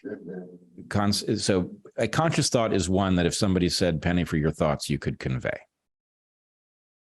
Okay, I think that's missing something. So I'll try to get at the concept of pure experience, or like the texture of experience. So when you're thinking about, so you can imagine an ape having being exposed to music. There's sound waves in the air and it vibrates something in the ear, which then causes some complex electrical phenomenon up here. You can imagine that happening without any internal experience. Without any subjective experience. Absolutely. Yeah, right. So it is the nature of the subjective experience, I think, is in a different ontological category than the nature of the physical phenomena. I agree with this. And one of the things that is if you look at a spider that is in the process of being attacked by, I don't know, a bird or something, it behaves in a way that suggests panic. Yeah. I do not believe there is any reason for us to imagine that there is something in front of us having the experience of panic. Panic is a means to an end, and the end is the same one. The spider is engaged in evasive behavior, but I believe, and it is possible to be wrong about this. I'm well aware that it could be wrong, but I don't think Occam's razor being what it is, and we can talk about what is and is not right about Occam's razor, but Occam's razor being what it is, I don't think it gives us any extra explanatory power to imagine that the spider has a subjective experience. Would you say the same about humans? No, it clearly does give us an advantage in the case of humans. And I would argue it gives a subjective experience is strangely distributed across creatures. You will find substantial subjective experience in all mammals, probably all birds. Seems to be in things like cephalopods, octopi, for example. So what is it then that, so we have two theories. One is in which nobody other than Bret is conscious. And the other is that the other things that look like humans are having a conscious experience. Yep. What does the theory add to say the other creatures are having a conscious experience? We could explain their behavior just like we would explain the behavior of the spider. Yeah. No. You as a philosopher will have to help me put this into the proper form. Okay. But the universe in which I have consciousness and the other things that are like me in every regard and phylogenetically closest to me do not have it, though they behave as if they do have it, is a very strange universe. Yes. It's strange, but it's conceivable, right? We can imagine that that's... I would not say it's conceivable. I would say it is possible. Somebody could have constructed a universe in which I was the only conscious creature, and it could look like this one. So that universe is possible. But what would have to be true for somebody to have constructed a universe in which I am a constructed entity with a subjective experience? That's nuts. So it has to be conceivable in the sense that that's what we're talking about, that picture. So we're both entertaining a different universe in which there is only one conscious creature.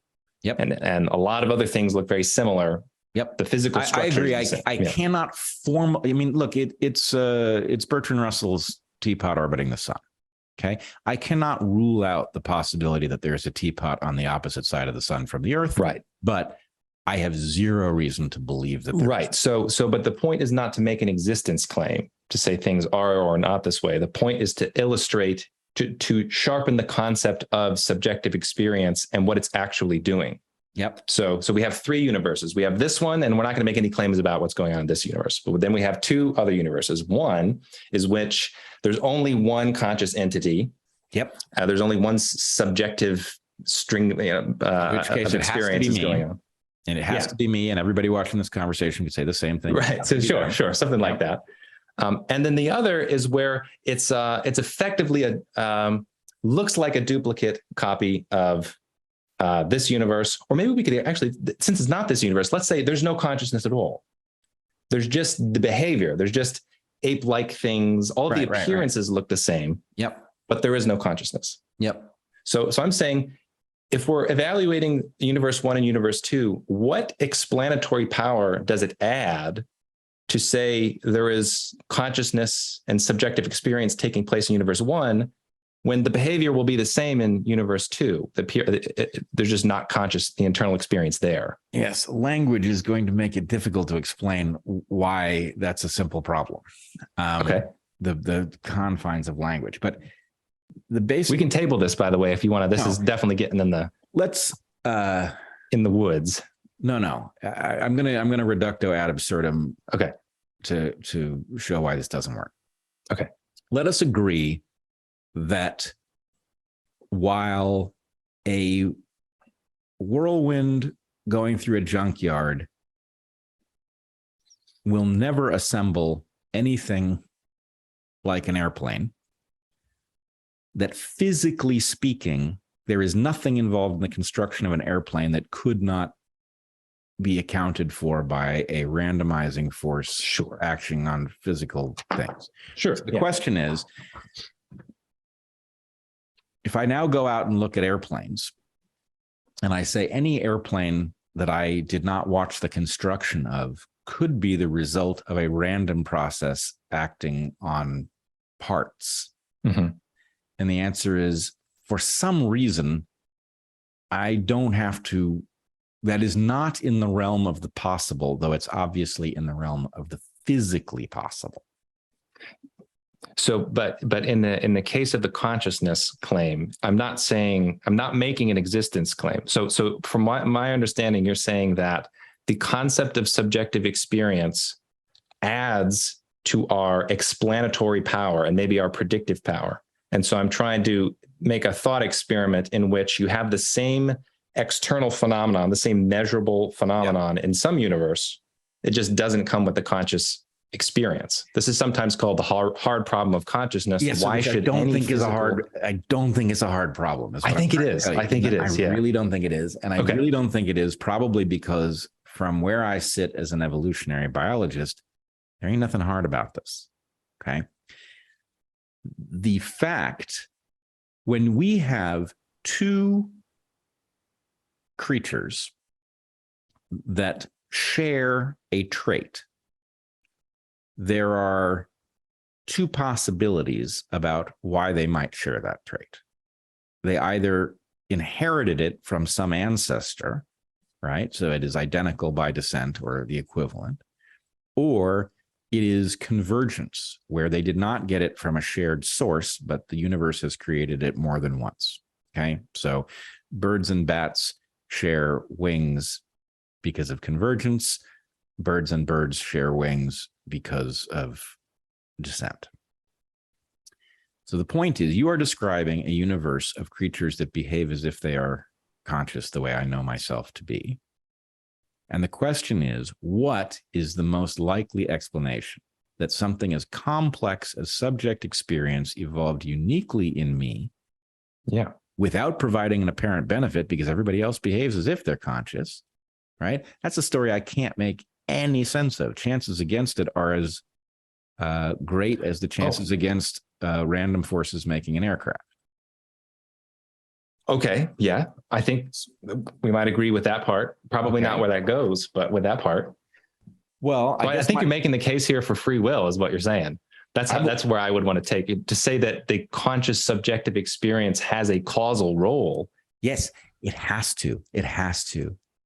And believe me, I would, the argument that I would, so first of all, I don't want myself strawmanned on free will. Okay. Do I believe that man has free will? Very, very little of it. But some of it. Much less than we think. But you're saying, but it's got to be some of it, otherwise it wouldn't be here. Right.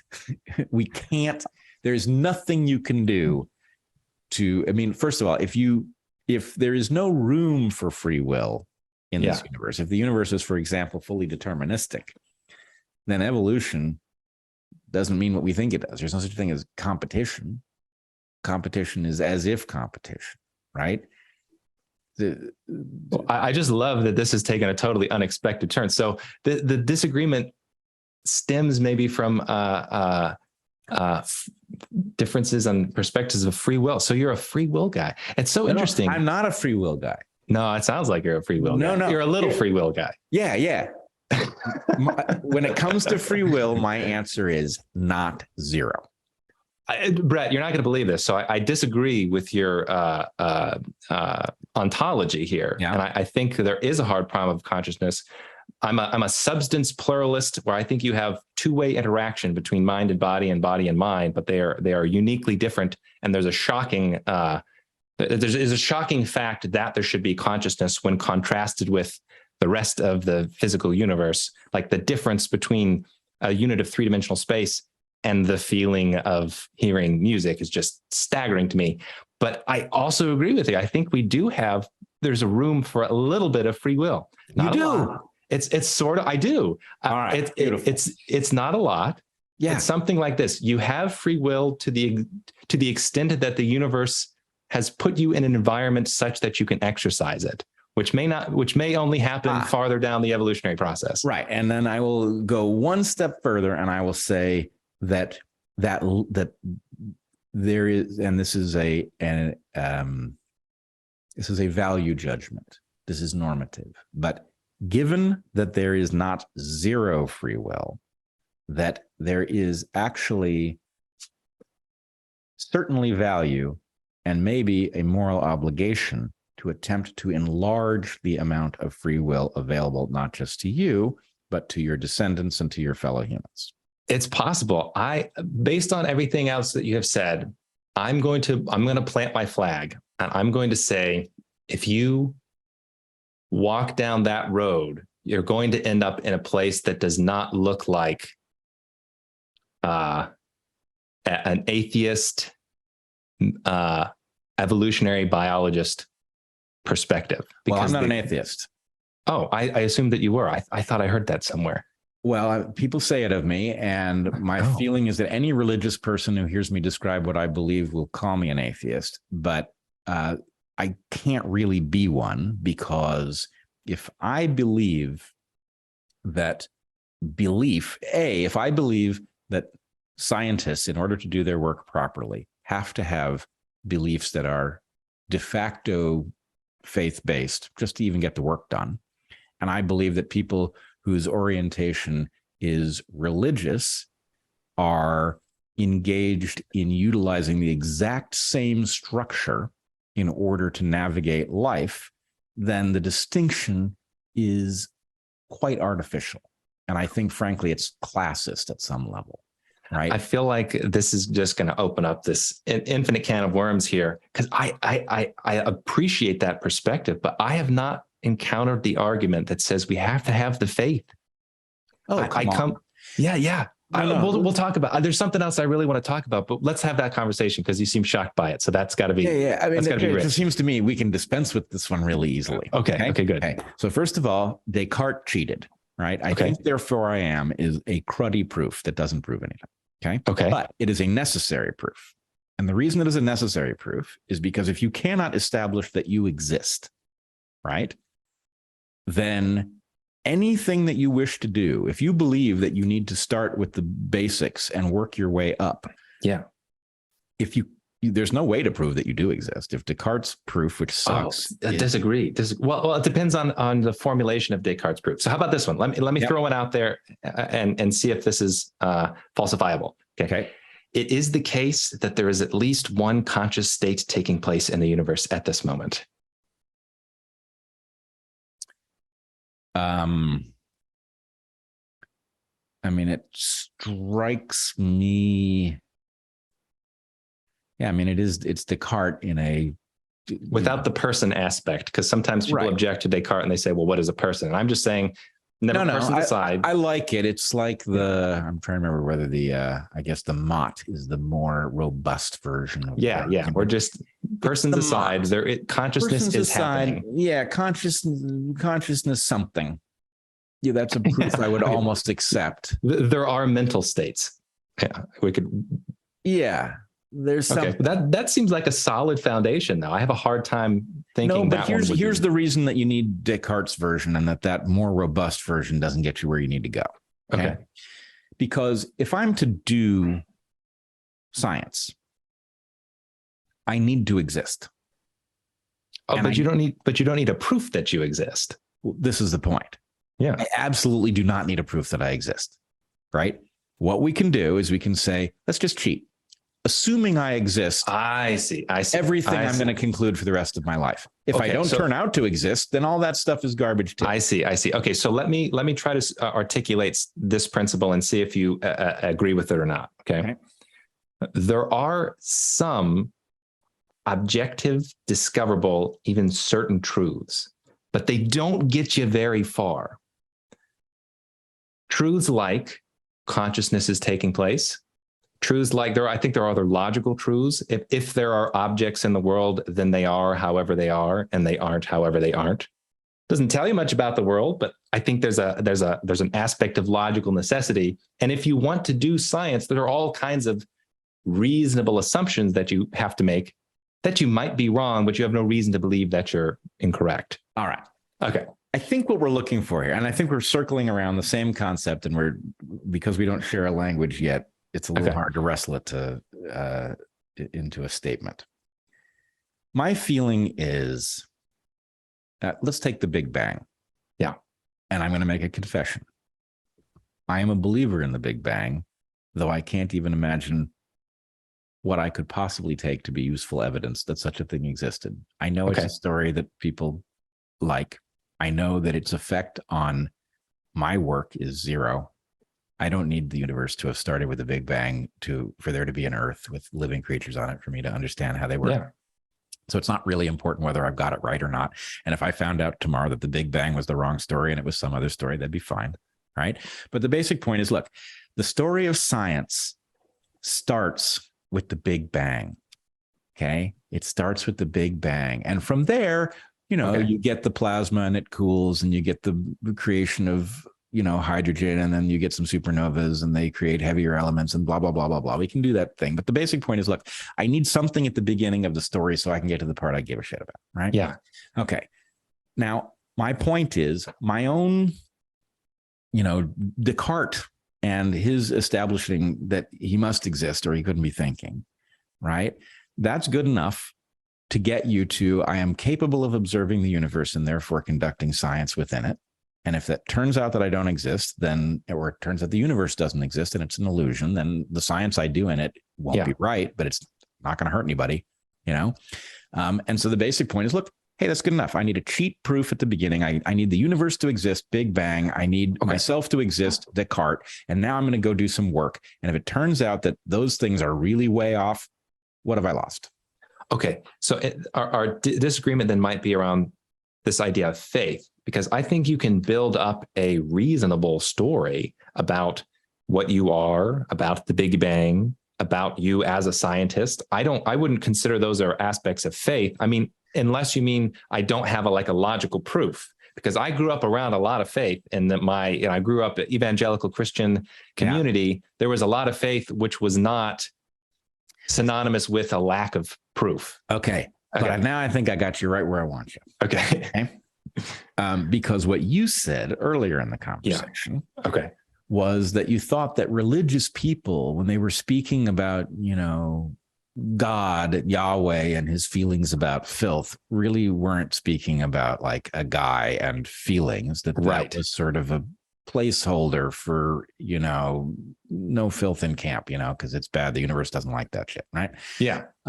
So I agree with that. And my point is, look, if that's faith, if faith is, okay, we're going to talk about Yahweh, and he's like a guy and he has feelings about the universe, and we should take them seriously, even though he's not really a guy and he doesn't have feelings, right? If that's what faith really is, okay, then the point is, that's the faith I have to go do my science. I have faith that the universe exists, that it probably came from something Big Bang-ish, and that I exist enough that I can perceive the universe and make useful conclusions about it.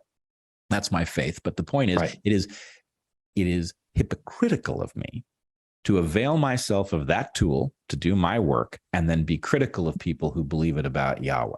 My feeling is, so it's one and the same.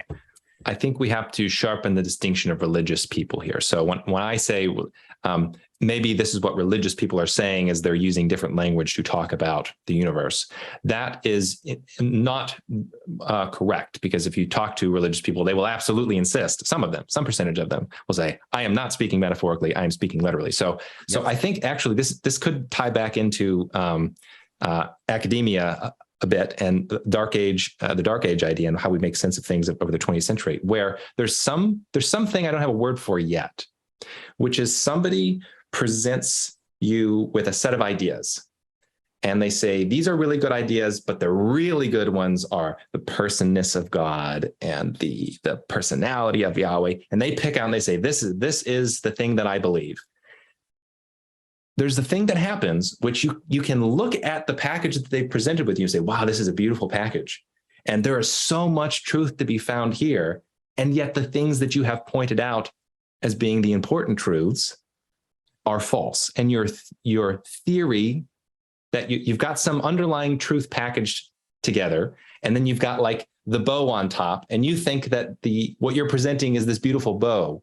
And you're like really, really obsessed with the quality of the bow and how nice it is. I'm like, okay, I don't like the bow, but there is truth to be found there. And this is what happens in religion, I think, all the time, because I grew up around it. There's a whole bunch of people making very insistent claims about history, and they're kind of right. But if you tell them why they're right, they'll disagree with you, and they'll say, no, that's, you're a heretic, something like that. But do you remember your point about the sage in the cemetery? Yeah. Okay. So some of what religion contains is virus protection, right? Because religion carries all of this power, the danger of it being captured by something that is either foolish or nefarious is very great.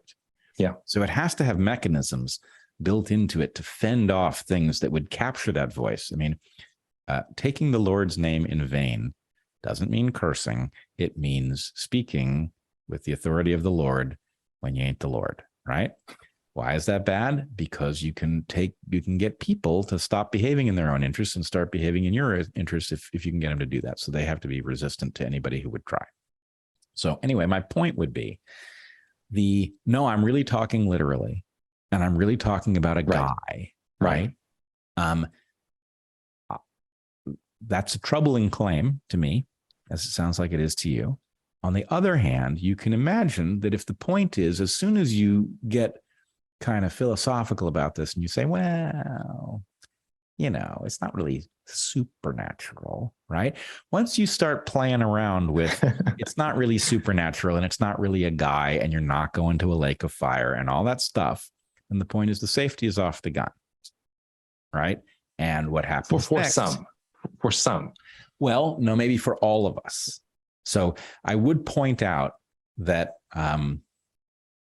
civilization has lost its goddamn mind, obviously, right? And is putting us in tremendous unnecessary danger, right? We're taking the most beautiful gift that we could possibly imagine, right? Not only are we possessed of consciousness with which to appreciate this beautiful universe, but we have also been handed the tools to make of our time what we will, rather than be obligated to feed ourselves by, tilling the earth or hunting the creatures. We have the opportunity to use our consciousness for amazing things, not for just getting by. And we would blow that over this insanity, over whatever the competition, whether it's COVID madness or nuclear games or a struggle over oil. The idea that's so foolish that we would do that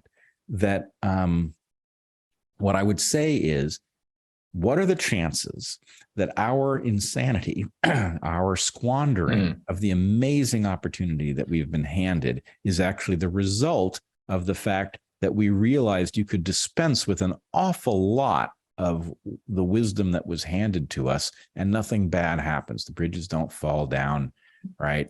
Yeah.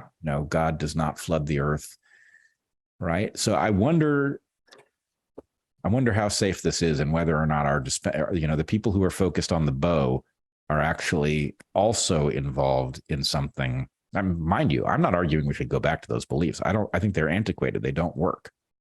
Right? They're out of phase with our modern problems.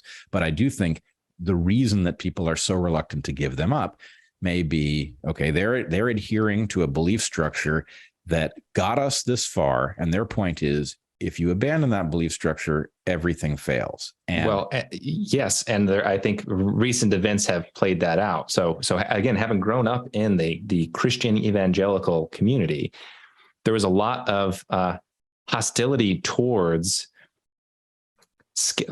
careful skepticism, I guess you could say.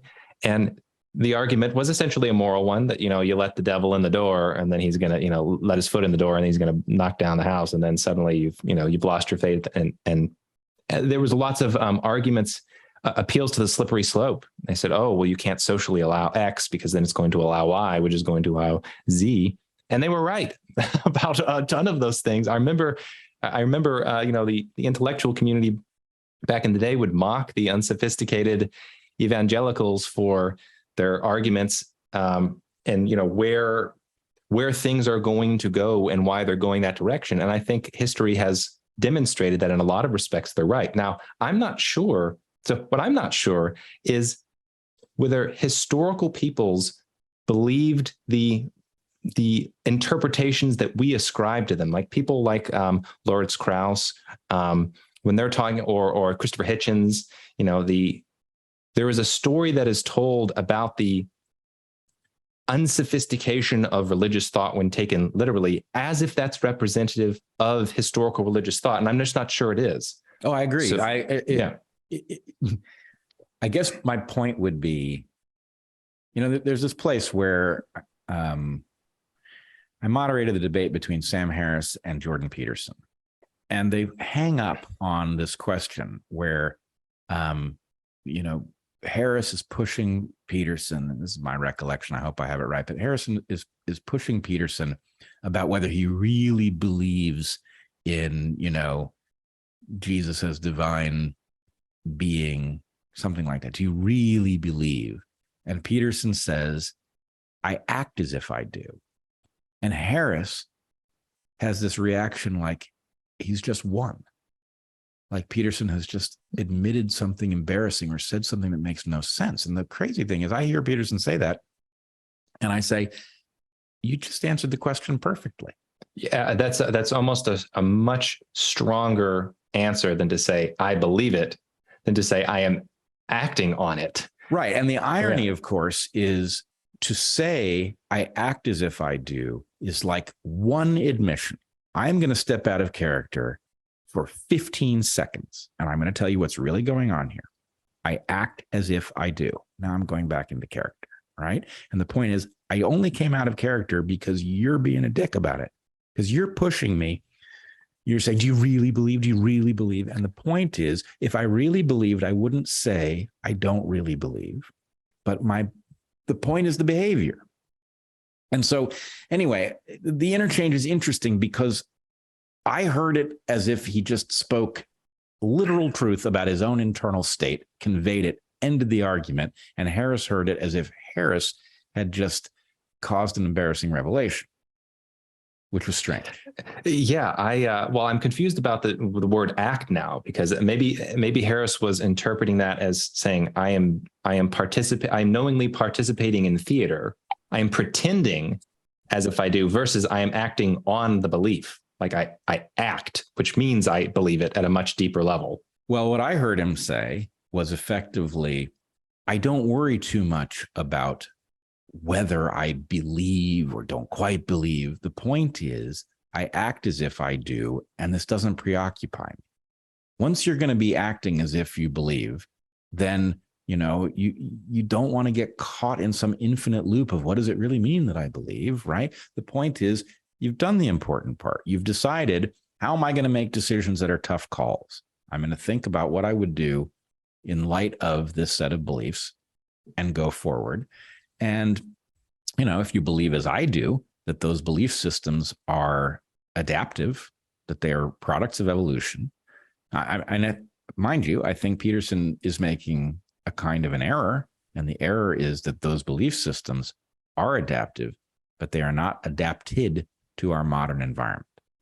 So there's a danger. Behaving as if God exists made a great deal of sense, and it makes less sense every hour because those beliefs are adapted to a past environment. I just think that concept of God is so complex, and it means such radically different things to so many people. I don't know how responsible it is to say either way, believing in God, not believing in God, because if you take a poll of people who would agree with the sentence, I believe in God, and then you were to scratch the surface and say, what do you mean by that? You're going to get wildly different answers. Oh, I agree. And I think actually this is a tough problem, right? It's exactly analogous to,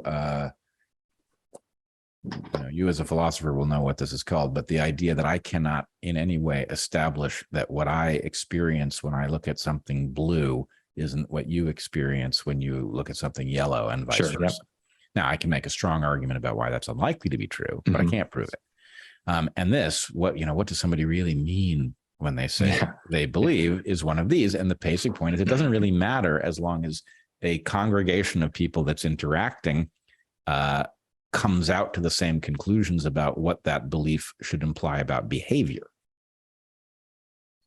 Okay, so this has been a wonderful aside, or I don't know, maybe this is the main thread on religion. I really would love to talk about, go back to something we were talking about a long while ago. And I think I have an important concept that I would love to run by you. Good. Okay. So I'm trying to think how to bring it back together. Okay.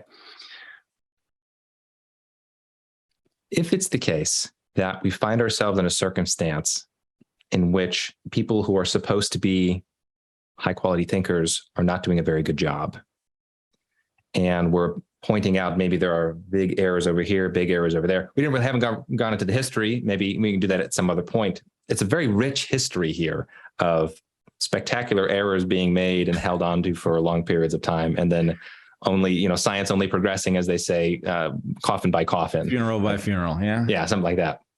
So, okay, here's a claim: there are discoverable patterns of error that are apparent across disciplines, and they have something in common. There's a particular way of thinking that I'm starting to see crop up across disciplines that is so universal, it makes me think something like we're in a dark age. And I would describe it as, it's a simple way is underestimating the complexity of the world.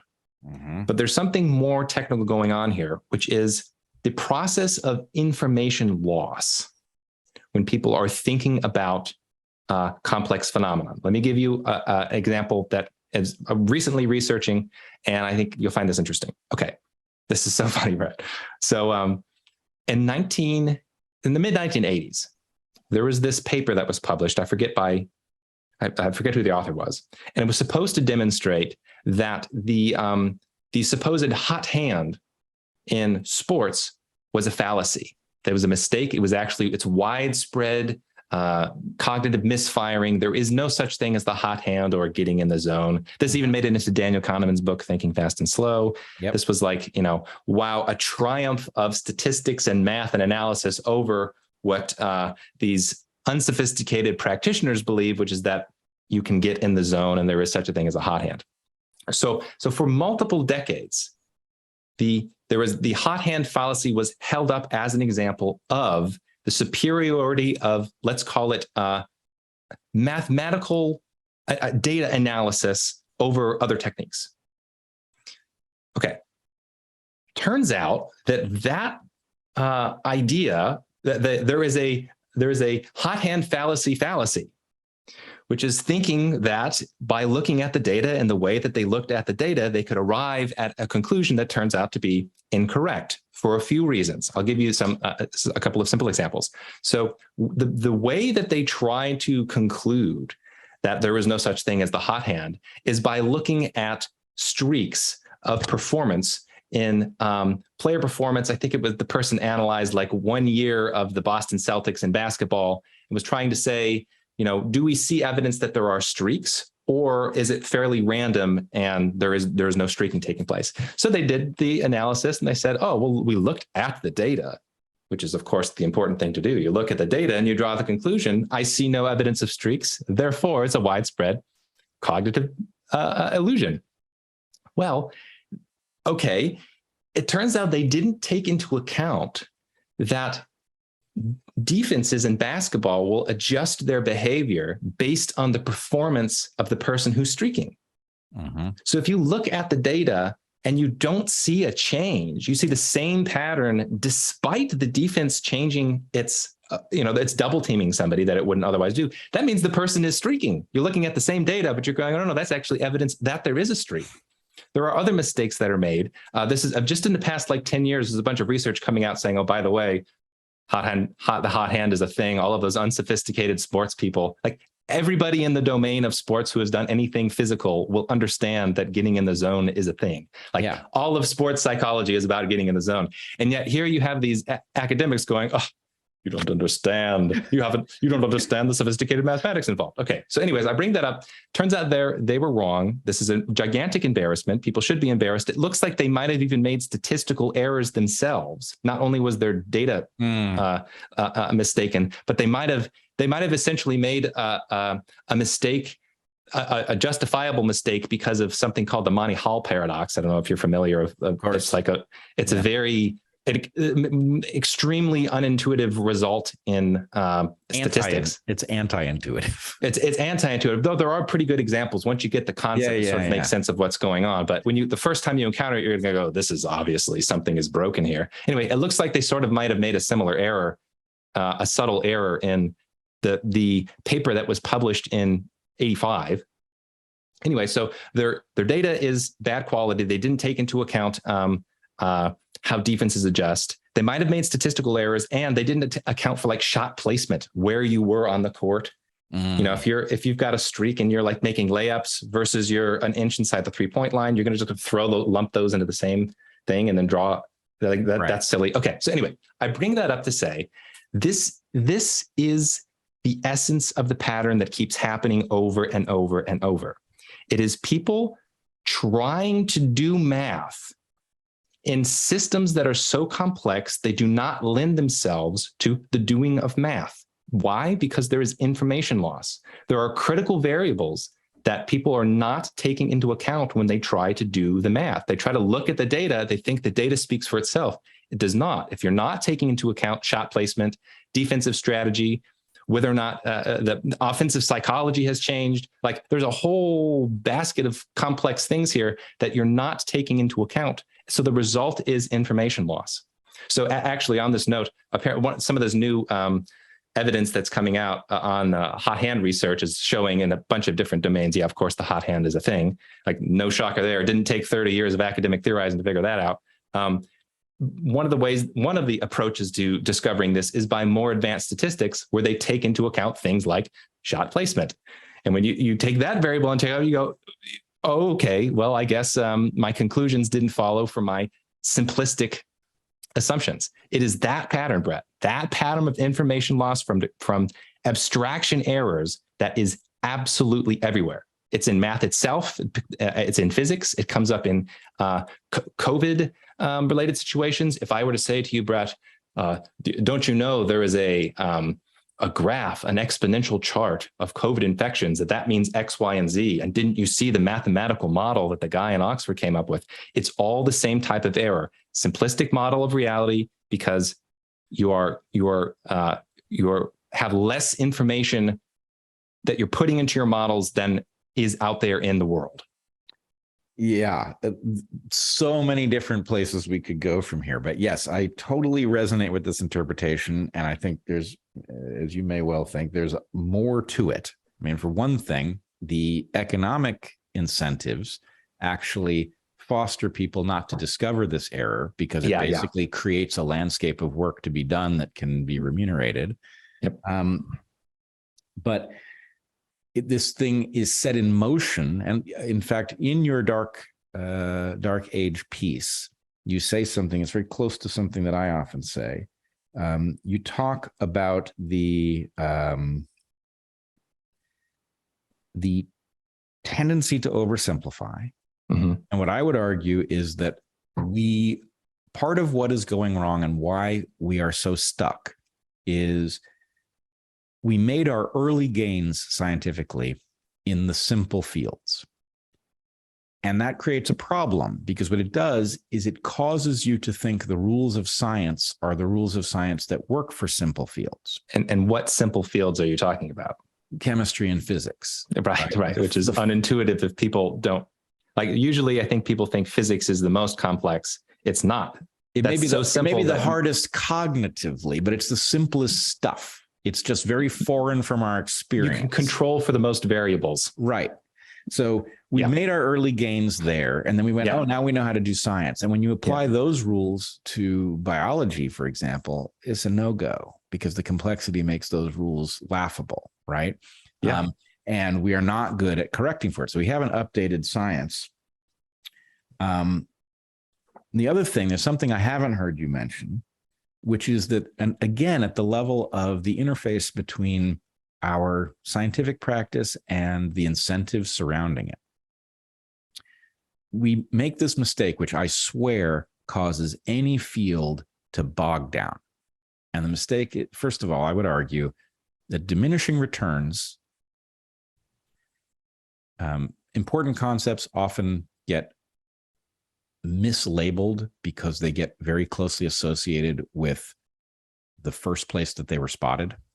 So I would argue diminishing marginal returns is one of the most important complex systems concepts in the universe, and that it's overly associated with economics, which is the first place it was seen, ironically, because economics is simple enough to see it, right?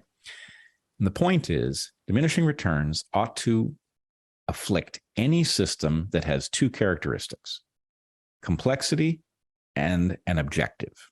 So there's no diminishing returns in a hurricane. There's complexity, but there's no objective. right? But if you've got an objective against which to define something like a return and complexity, you'll see diminishing returns. So here's my point. Let's say you've got a field X. Somebody comes up with an insight in field X that's really important, right? The next important thing has been discovered. A flurry of work happens that's all very productive, okay? This causes the field to decide that that insight is fundamental, and to award the school of thought that owns that insight all of the resources, because the return on investment is so big, right? Who else would you give them to? These are the people who have the hot hands, right? Okay, now you've given all of the resources to the school of thought that had this insight. That insight is going to peter out. It's going to hit diminishing returns. That school of thought is now the only game in town. Every other school of thought dies off. Nobody remembers how to do it. And eventually, the school of thought hits a plateau. And the point is, well, we're just going to keep doubling down because we know we're right, because look how productive we've been, right? And the point is, no, you should never have edited down to one school of thought, right? At the very least, yes, you would be slower when the flurry of progress is happening. You'd be slower if you had at least two schools of thought live. But at the point that your school of thought peters out, you need the next most promising school of thought to tell you what to do next. And we never do this. So every field is almost always stuck, right? There's an immediate analogy here to the process of thinking critically. If you have not arrived at the truth and you have plausible theory A that is totally incommensurate with plausible theory B, just because you're preferring A now doesn't mean you throw B away, or C or D. You go, okay, well, maybe there are maybe there are concepts in the different theories that are going to piece together the thing I'm missing in the dominant theory. And that's sort of the same thing that you're describing here, just at like an institutional level. At an individual level. Yes, exactly. Yeah. And I would argue I hope this doesn't sound like bragging, but one of the things that I think I do lots of stuff badly, but one of the things I think I do best. You're an ape, Bret. Don't worry. I am extremely patient if I don't know the answer to a question, right? I can take a question and I can file it in an incomplete state and I can wait a decade. Yeah. And you have to be able to do that, because if you feel pressure and you take the closest thing you've got to an answer and you force it to be an answer, then you end up missing the answer when you finally have enough pieces of the puzzle to get it right. You don't even know you're still asking, right? You think you knew the answer, and so you reject the real answer. And so anyway, it's like two schools of thought in your mind. And I literally believe that being of two minds is downstream, that consciousness evolved to allow two people to pool cognitive resources, but that as a secondary effect, the ability for one person to do it with themselves is a secondary adaptation.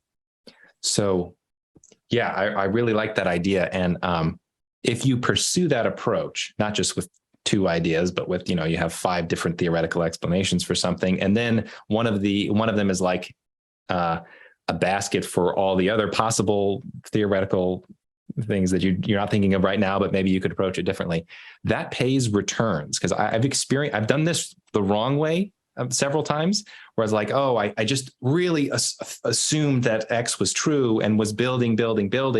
And then my cavalierness bit me in the butt later, where I go, okay, actually that little one critical assumption I thought was reasonable turns out to be wrong. And I sort of got to start from scratch. But I've also experienced that in return, where I go, if I'm being honest, I'm like 90% confident about this aspect of a theory. I don't know, but I'm just going to keep the door open a little bit. Maybe you could have a wild alternative theory. And then time passes and you go, I'm glad I kept the door open here, because I already have alternative models built out where necessary. Totally. And it becomes an art, where, there's a Bayesian aspect of this where, yes, I think this is probably the right explanation here. There's something about it that's bugging me. And I'm going to proceed as if it's true, but I'm going to keep track of what's stacked on top of it. So if it turns out it isn't true, I immediately know what else I believe that I need to go back and check. Exactly. Now, the consequences of that, though, are you have to seriously entertain wildly different schools of thought about any given idea, which people do not seem comfortable with at all. If you're going to say, okay, I recognize, I'm making my Jenga tower, and this one I might not be able to build on. There can be a whole lot of Jenga blocks, a whole lot of people, decades of theory and money and prestige on the line, and that one might be wrong. And you pull it out and you go, okay, look, I've already got a separate system. I'm not going to be devastated, but that there are big stakes involved if you keep track of what follows from what. Right. And the world is not set up for this, right? If you have stacked a discipline on top of a risky assumption, and then that assumption comes up bad, the institution, the subject, all of the people involved will rationalize pretending that the thing that they now know isn't true is true in order just to keep the artifice running. Yes, and sometimes in shocking ways. So this happens in medical science, which there are a lot of bad domains of scientific inquiry. But if I had to say on net what has the most immediate negative impact on people's lives, I think it's medicine. I think modern medicine has all kinds of terrible ideas that are damaging people. It's a killer. It's a killer for real. But there's to describe this process of rationalization. I have heard people say, effectively, we have to speak about our errors. Paraphrasing, you have to speak about our errors in a muted voice. Otherwise, the masses will lose faith in us. The credibility of science is on the line, right? And say that as if they're the keepers of the truth. Well, and like right. the people, I can understand the reasoning. I just think it's really bad. I think it's a really, really bad idea. All right. So we are incidentally talking around and around and around the dark age. And we will get there now or next time. But here's the problem, or one of the fundamental problems. For the moment, just think about cultural evolution as an analog to genetic evolution. Take Dawkins' modern view of this and just say it's an analog. Okay. Well, there's an analog then to mutation rate. Yeah. Culture is very creative and experimental compared to genes, right? But that means it is producing new variants at a furious pace, but they go extinct really quick because they're almost all wrong, right? Now, here's the problem. The glory of science, the beauty of it, the power of science comes from the fact that given enough runway, it is a self-correcting process that gives us insight. Yeah. The day-to-day back and forth in any given department or field or journal or whatever is near noise. Yeah. And the problem is, because these two things go by the same name, science is that which we have learned through this process. And science is also the furious buzzing process that produces that knowledge. Because we think of those as the same thing, we have this urge to take whatever just came out of the lab and put it in the New York Times and tell you how to change your diet. And the point is, like, you just came up with that. You don't know if it's true. I get that you have an experiment that says it's true. And 5 years ago, there was the experiment in the New York Times saying the exact opposite. Right. Yeah. And so the point is, science, if you take the latest science is nuts. The science that has stood the test of time is science you might want to put your weight on. But the last thing you want is your doctor or your nutritionist up on the latest insights and applying them to you. You'll get mauled. You'll get maimed. It's a terrible idea. I completely agree. I don't know if this is a good idea or a bad idea, but there are enormous connections between what you've just said and how markets function. So there's a lot of criticism that people throw at markets where they're looking at the short term and they're saying, but look, the market produced dangerous good X, therefore we need some type of state intervention to correct this process. And then market adherents will say, no, but in the long run, when you zoom out in the big picture, it is a self-corrective mechanism, which I actually believe to be true. Often. I think that the pessimistic conclusion is the most accurate one, that, yeah, science might be a self-correcting process, but if you're talking in 150-year cycles. Right. And yeah, I do think the profit and loss incentive in a market is sufficient to punish bad behavior, such that in the long run, bad products will be outcompeted by good ones. But in the short run, that might be decades of some dangerous thing being sold on the market that has unintended consequences we didn't understand. And I don't think that there is a good resolution to that. I think we sort of, from what I can tell, I think the approach that we're going to have a state come in and regulate the companies to prevent the dangerous products from being sold is sort of like having this a state of academics, composed of academics, come in and say, no, we have to now set the record straight of the ideas, and we're not going to let the self-corrective process happen. I think there's a lot of similarities here. Totally. And you can see the disaster with COVID, right? So, okay, they took a virus and they enhanced it for human infectivity for whatever garbage reason they came up with. That couldn't possibly be a good idea, right? There's nothing that could be true that would have made that a good gamble, but they did it, and it got out, and it made lots of people sick and killed lots and lots of people. And I believe the full toll of that virus is far from understood. But then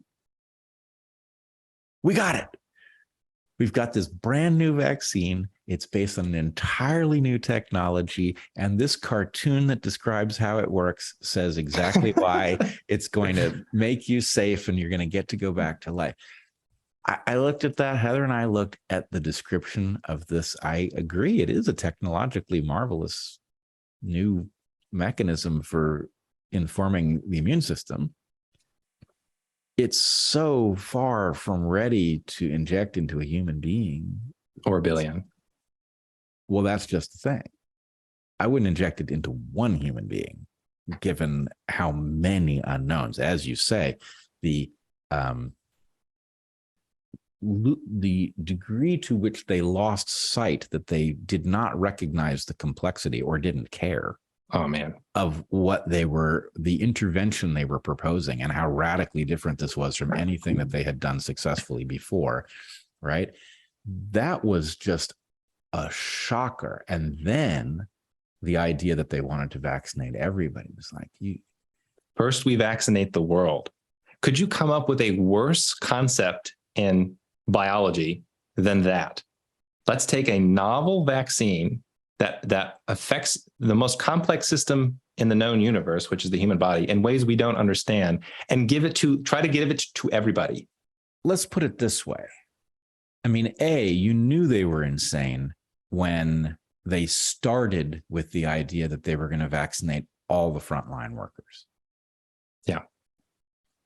But how about half? How about we just start with half? Right? You don't want to take all of anything and gamble it on this experiment, right? These are people so remote from the level of complexity they are intervening with that they couldn't. I'm struggling to find words to explain how irresponsible this was, even if there was no evidence in the trials that there was anything to worry about. Right. This level of novelty with all of humanity, I'm sorry, that is just it's crazy. It's unimaginably dangerous. We're kind of in an interesting zone here that I can't think of any other comparable time that I've experienced, and probably nobody has experienced in this lifetime, which is if you're correct, and I would say in this case, if I'm correct, that the cost benefit was extremely bad. It was outrageously risky. Then in the long run, I think more time is going to reveal this, and consequences from intervening into the immune system might not be known for 2 decades. 3 decades. So it's an interesting position to be in, though, because it's almost like if you want to put your theory to the test, this is a great time to do it. Because how many times could you say with confidence, I think there was a error, a historic error has been made here that we have not seen the full consequences thereof. That doesn't happen very much. So it's kind of, it's in a weird, in an intellectual sense, it's kind of an interesting opportunity. Like, I happen to think intervening in complex systems is probably not a good idea. That's true economically, biologically, politically, culturally. And in this case, because it was such a spectacular intervention, like unprecedented intervention, my guess would be we're going to have an unprecedented disaster unfold because of it over the next few decades. Yeah. And I'm open to being wrong. It'll be interesting to see if that plays out. That's true. It does not have to be the case that a disaster is revealed in order for it to have been unconscionable. Right? Sure. It could have been Russian roulette. And well, there's two claims. The one claim is it was like a immoral decision and foolish. And the other claim is like a causal claim that the output is actually going to be very bad. Well, I think we already, it's interesting to me that you're cautious about saying, I think we already see, especially with the mRNA transfection agents, we already see an impact on all-cause mortality that causes the return to be negative. And that's only that's a year and a half out from the beginning. Well, so the reason I'm being cautious is because if you're trying to look at the scope of possible disaster, yep, to have an increased all-cause mortality bump will make the history books, but it's not like, oh my gosh, this is Black Plague. Yep. This goes all the way to genuinely unprecedented disaster for humanity. I'm not saying that's what's going to happen. I don't know, but that's actually on the table. It's all on the table. It's all on the table. But I just want to point out, if they had gambled recklessly, and gotten lucky, that would not be a vindication of their mechanism of decision making. Yeah. Right. And in fact, we're stuck in this position with respect to COVID itself. Right. We are now battling. We had won the battle over lab leak, and now there's this full court press to reverse the story and say, oh, actually, it really did come from the seafood market. Right. It's nonsense. Evidentiary, the evidence is not there to suggest a reversal of this conclusion at all. But what people don't realize is that we are having a proxy battle over whether the right thing to do is to stop gain of function research or quadruple it. Yeah. Right? Because if it did come out of the wet market, then the laboratory across the river wasn't fast enough. It didn't have enough money. It should have studied harder because maybe we could have prevented it, right? And if it did come out of the laboratory, then the point is, well, the wet market wasn't the concern. It was the goddamn laboratory. You did this. It's a self-inflicted wound. It's literally the same process of Keynesian reasoning and economics. The idea that the government needs to intervene to stimulate the economy. And then when the stimulation doesn't work, they say, well, we didn't stimulate enough. In fact, thank goodness we stimulated it, because it would have been worse if we didn't stimulate. So next time we need a quadruple dose to really get the economy going. It's the same reasoning. It's Pfizer logic before Pfizer came. Yeah. Well, oh man. How much time do you have? I have about 20 minutes or so. Okay. Shall we switch into, instead of talking around the Dark Age question, shall we at least open that? Sure. The thing that I am unsure about is to gauge the depth versus breadth, because there's a lot of both here that's really interesting. So yeah, I don't stop me if I'm going down rabbit holes. If you want to talk specifics. Oh, the rabbits will stop you. Okay. Yeah, they don't take kindly to people coming down their holes. I know that, but no, go ahead. Or do you want me to? I thought there was going to be a prompt of some sort. Yeah. Yeah, a prompt. Well, okay. So as we discussed at the top of the podcast, you have argued. So I have long believed that we were in a dark age. Or in a a cryptic dark age, that one was dawning. I have my own set of terminology surrounding this.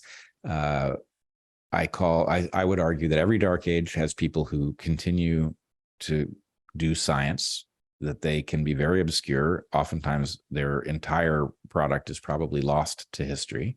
I call these keepers of the flame. And so there's that. But in any case, the degree to which science has been unhooked by market forces and replaced by things that, basically cargo cult science, to use Feynman's terminology for it, is extreme. It has grown even much more extreme than when I started thinking about this. But when I ran into your work and I found that A, I'm not the only person on earth who thinks that dark age is not too strong a term, but B, what really surprised me about your work was how long into the past you believe that process has been going on. You put the start date of our dark age way earlier than I would have even thought to place it. And so let's talk a little bit about why you think we're in a dark age, and when you think it started, what changed, and why so early. The first part of the question, the reason I think we're in a dark age is because I have taken seriously people's claims in a bunch of different domains and keep asking them questions why they believe what they believe, because I find their conclusions very unintuitive and I'm trying to learn. And I found that a lot of times they're appealing to ideas that seem highly dubious, and they find their origins in the first part of the 20th century across disciplines. So I'm trying to make sense of some spectacular claims. I'm sure you've heard people make some incredible claim about reality, and they say, well, as we learned from quantum mechanics, things can be in a mutually exclusive state at the same time. What does that mean? That's a shocking claim. So you look into it and you go, okay, well, there's this thing called the Copenhagen interpretation that was established, blah, blah, blah. Same thing happens in mathematics. I don't know if, how familiar you are with some of these concepts, but there's this notion of the infinite set in mathematics, the idea that there is a set of numbers which is infinite in size, that there are infinitary processes that can be completed. It's a shocking claim, interesting. So you investigate, you find, okay, a lot of these ideas were established the same general time period. And so I started to see patterns of really bad ideas at present seeming to have their origins at around the same time period. I'm going to put it somewhere around 1880 to somewhere around 1950.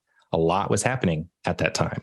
So in terms of ideas, for me, this may be incorrect. There's one exception where the story might go back further, but let's just say it starts at roughly 1880.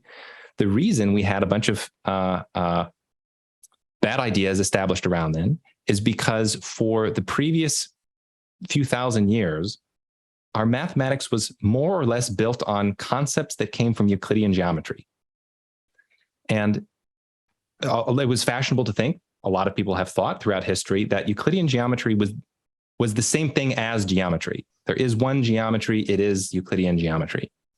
And why our advanced mathematical ideas get their justification through Euclidean geometry. Well, what happened around this time period was the development of non-Euclidean geometries, which a lot of people said, okay, well, if there are non-Euclidean geometries, what actually is the foundations of math? We assumed it was Euclidean geometry, which is based in self-evident principles, self-evident axioms that anybody can use and discover and see why the conclusions follow. But if there are non-Euclidean geometries, maybe we need a different foundation for math. So this is not just my opinion, there was a let's call it a formal academic crisis around the foundations of mathematics that was taking place roughly from 1880 to like through the 1940s, I think is fair to say. Now, a lot of those conversations weren't ended correctly. Like the questions weren't answered. People asking the questions sort of died out. They had different schools of thought. The school of thought that wound up winning didn't have good philosophical answers. And in fact, in practice was kind of anti-philosophical, said, stop asking the questions and then we don't have problems finding answers. Something very similar happened in physics, where you had a revolution in multiple revolutions at the beginning of the 20th century. You had the development of relativity, which is a mind-blowing idea to think that gravity is something that comes from the structure of space-time. What the heck that means? That's a shocking idea. And then shortly after that, you had the development of quantum mechanics, which, among other things, one interpretation of quantum mechanics, called the Copenhagen interpretation, says that there is no such thing as a observation-independent reality, observation/measurement independent reality. So we can't talk about nature in some state outside of what is being measured. That's a shocking claim. If that's true, that is an absolutely mind-blowing claim. And I think it turns out to be false. And so if you have deep conversations with people who have sometimes wild-sounding ideas, you would be shocked to find how many of their wild ideas are somehow justified in either physics and the Copenhagen interpretation. Well, reality is contradictory, so therefore I can be contradictory, or even in concepts in mathematics.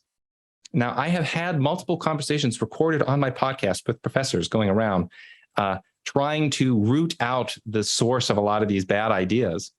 And I have had people tell me on my show that they've given me examples of existent logical contradictions. One of them was the infinite set. I spoke with a philosopher at Columbia, or it was a philosopher of mathematics. And we were talking about whether or not there could be logical contradictions, because that's a shocking claim if there are. And he said, oh, yeah, there are logical contradictions. Like, for example, the infinite set's kind of a logical contradiction. Now, he was saying the infinite set is a contradictory concept in defense of it, which is an interesting position to take. I was just mind blown that somebody would say that with a straight face. There was, in fact, a whole school of thoughts called the dialetheist school, which says there are actually existent logical contradictions. There's a couple examples like the liar's paradox. This sentence is false. The way that they try to handle the liar's paradox is by saying it is true and false at the same time, whatever that means.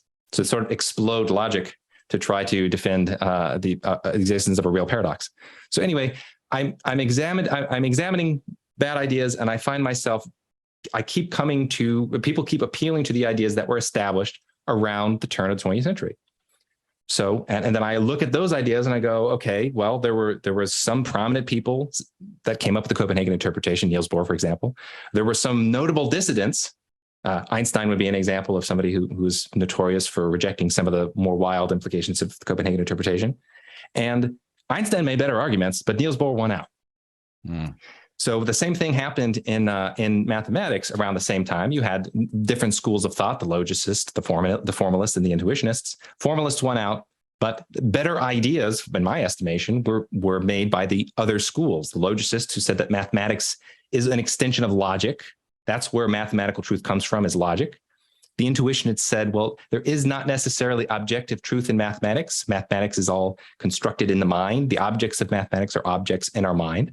And I think they have some aspect of the truth.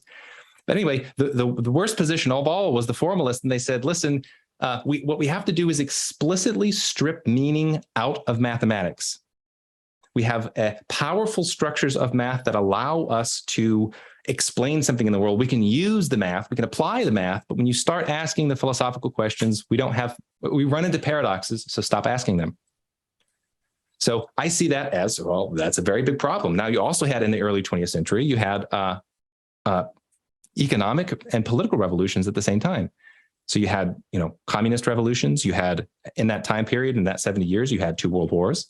That was sort of, world defining, world shaping. You had the establishment, the latter half of the 19th century, you had, the germ theory of disease was taking off, what was being developed.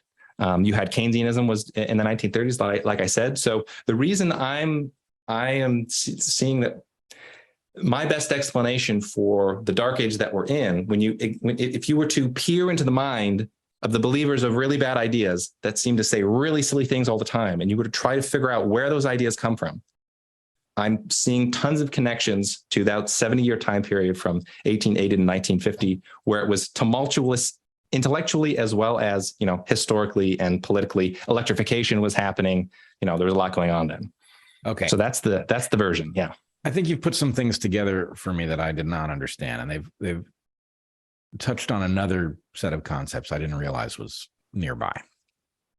So Heather and I were professors for 15 years, and we became quite compelled that one of the biggest obstacles to successful education was the remoteness of physical reality to students. And in specific, we started assigning students to teach themselves things where success or failure was unambiguous and did not require anyone to tell you whether you had succeeded or failed. Right. In other words, if you set out to build a tower and it falls down, you can't pretend, you could lie to yourself, I guess. But the point is, it's obvious it fell down. If you're trying to fix an engine and it doesn't start, you didn't fix it. So the reason that that's important is that in an environment where everything is socially mediated, where you know that you understood the biology because the person at the front of the room who is the biologist told you understood it. Right. That's very risky, because if the person at the front of the room doesn't understand biology themselves, then you'll do more harm in learning what they think than if you learn nothing. Right. So here's the question. Our technology progresses to the point that what we think we understand is no longer checkable by very many people, right? I haven't looked deeply into the machinery of cells physically, right? I've seen major organelles, but I can't do very much to check all of the things that I'm told about cellular biology. I have to take the cellular biologist's word for it. And my point is not that they're wrong. I'm sure they're wrong in some ways. I'm sure they're right in other ways. But the point is, once you're looking at things that are sufficiently small that you need high-tech mechanisms to allow you any insight into what's there at all, you're now running new risks that what you're being told is true isn't true, and that your intuition, that can't be true because it's not what I've seen. When I've looked into cells, I haven't seen that process. Right. Well, you haven't looked into cells, right? So I guess the question is the thing that you're detecting, that early date, the result of the fact that across discipline after discipline, we crossed a threshold where it was impossible for most of the people in the discipline to assess for themselves? Is this Descartes' nightmare? I think this is a small part of it. Okay. The reason I say that is because when you actually engage with the ideas that were being discussed, even if they're abstract ideas, in some circumstances, you don't need the empirical verification. I think what you're saying is critically important for even making predictions. If you can find a discipline which is more connected to real world feedback, you are going to find a discipline that has better quality ideas than one which has no real world feedback. This is true also in the martial arts. It's true everywhere. But when I look at the debate between Niels Bohr and Einstein, I don't see something that can only be resolved empirically. There are trivial conceptual errors that are made that still did not seem to change the social influence, let's say, of the wielders of the bad ideas. I think I'm making a slightly more subtle point than that. Okay. It's again a taking the safety off the gun issue. It's not that as soon as people can't check, that the rate of errors goes way up. It's that as soon as people can't check, the likelihood of important errors being caught goes down, and the degree to which a persuasive person who is incorrect continues to have influence goes up. And so I guess the point is, nature bats last. The world is the arbiter of whether a scientific, or the universe is the arbiter of whether a scientific idea is correct or not, based on predictive power of that concept. And the degree to which we are taking people's word for what has been established or falsified is now overwhelming. That is definitely going on, but I'll still push back here. So in what you've just articulated, it sounds like you would say, correct me if I'm wrong, because maybe this is where we have a disagreement. It sounds like you would say something like, if a empirical experiment could demonstrate that one idea is a lot better than another idea, that is sufficient to have the better idea win out in the short run.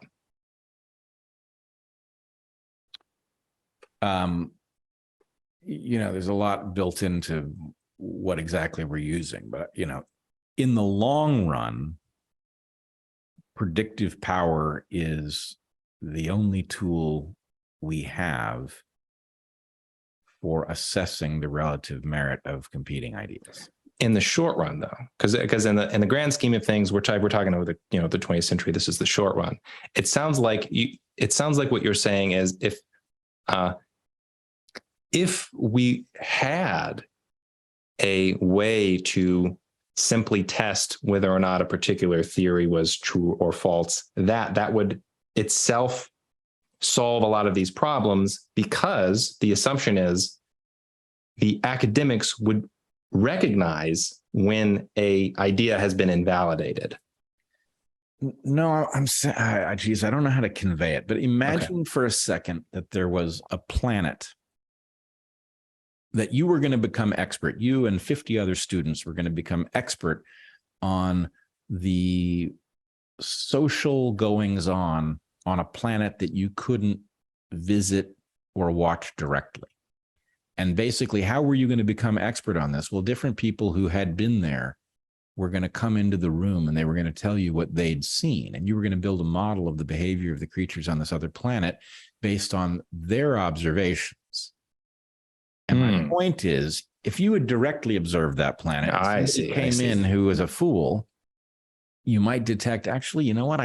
That's not what I saw. I think that person, I'm going to put a big asterisk on everything that person says, because I'm not sure they know what they're doing, right? But in this other landscape, you might think, well, that person has the fancier degree, the longer publication record, they speak more persuasively. And so the point is, the errors that get in stick at a level that they should not.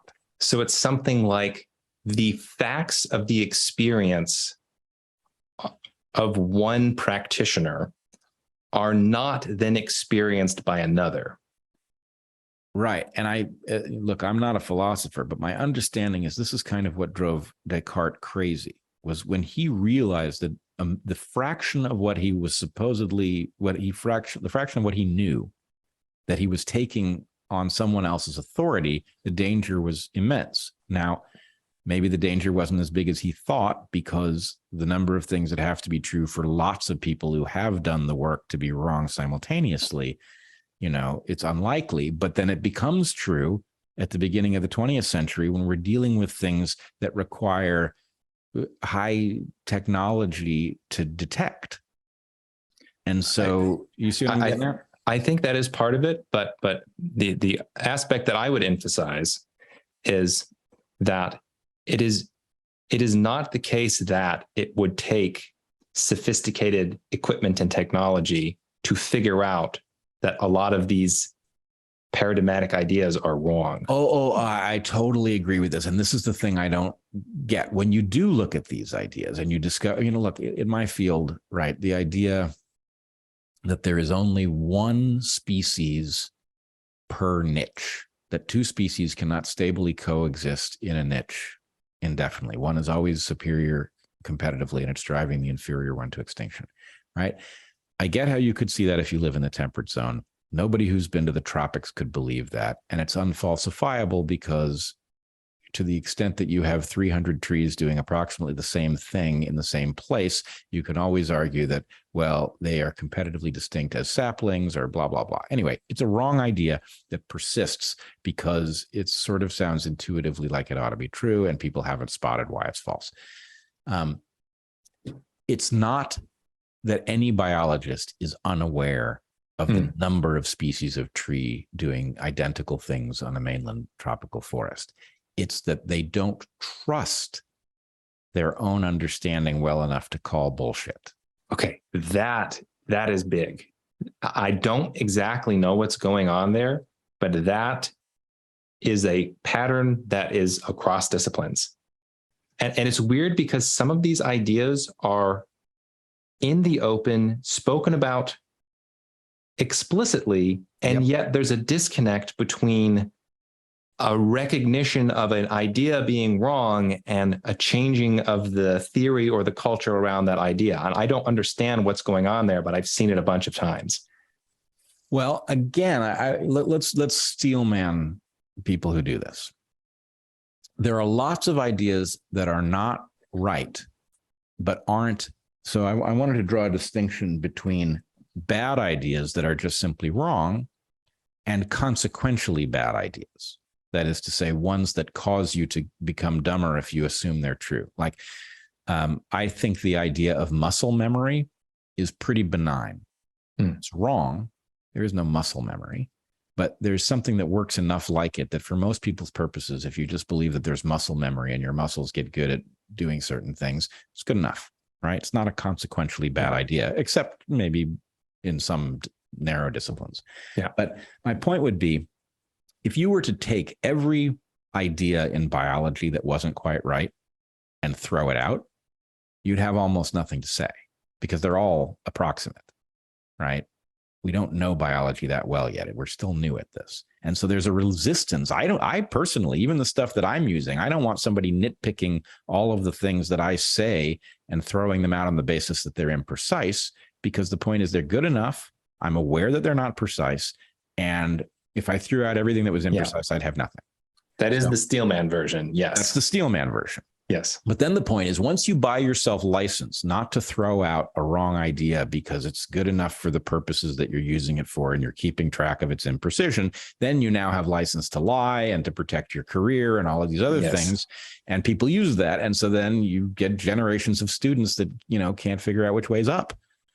Yes. So this is really fascinating. And I have seen that pattern repeated many, many times. And I would just say, describing from the outside as not an academic, there seems to be some percentage of professional intellectuals know that the stories that they tell and have been told are, strictly speaking, false. So you see this in mathematics all the time. Like, you're working within a certain set of axioms, but the axioms might not be true.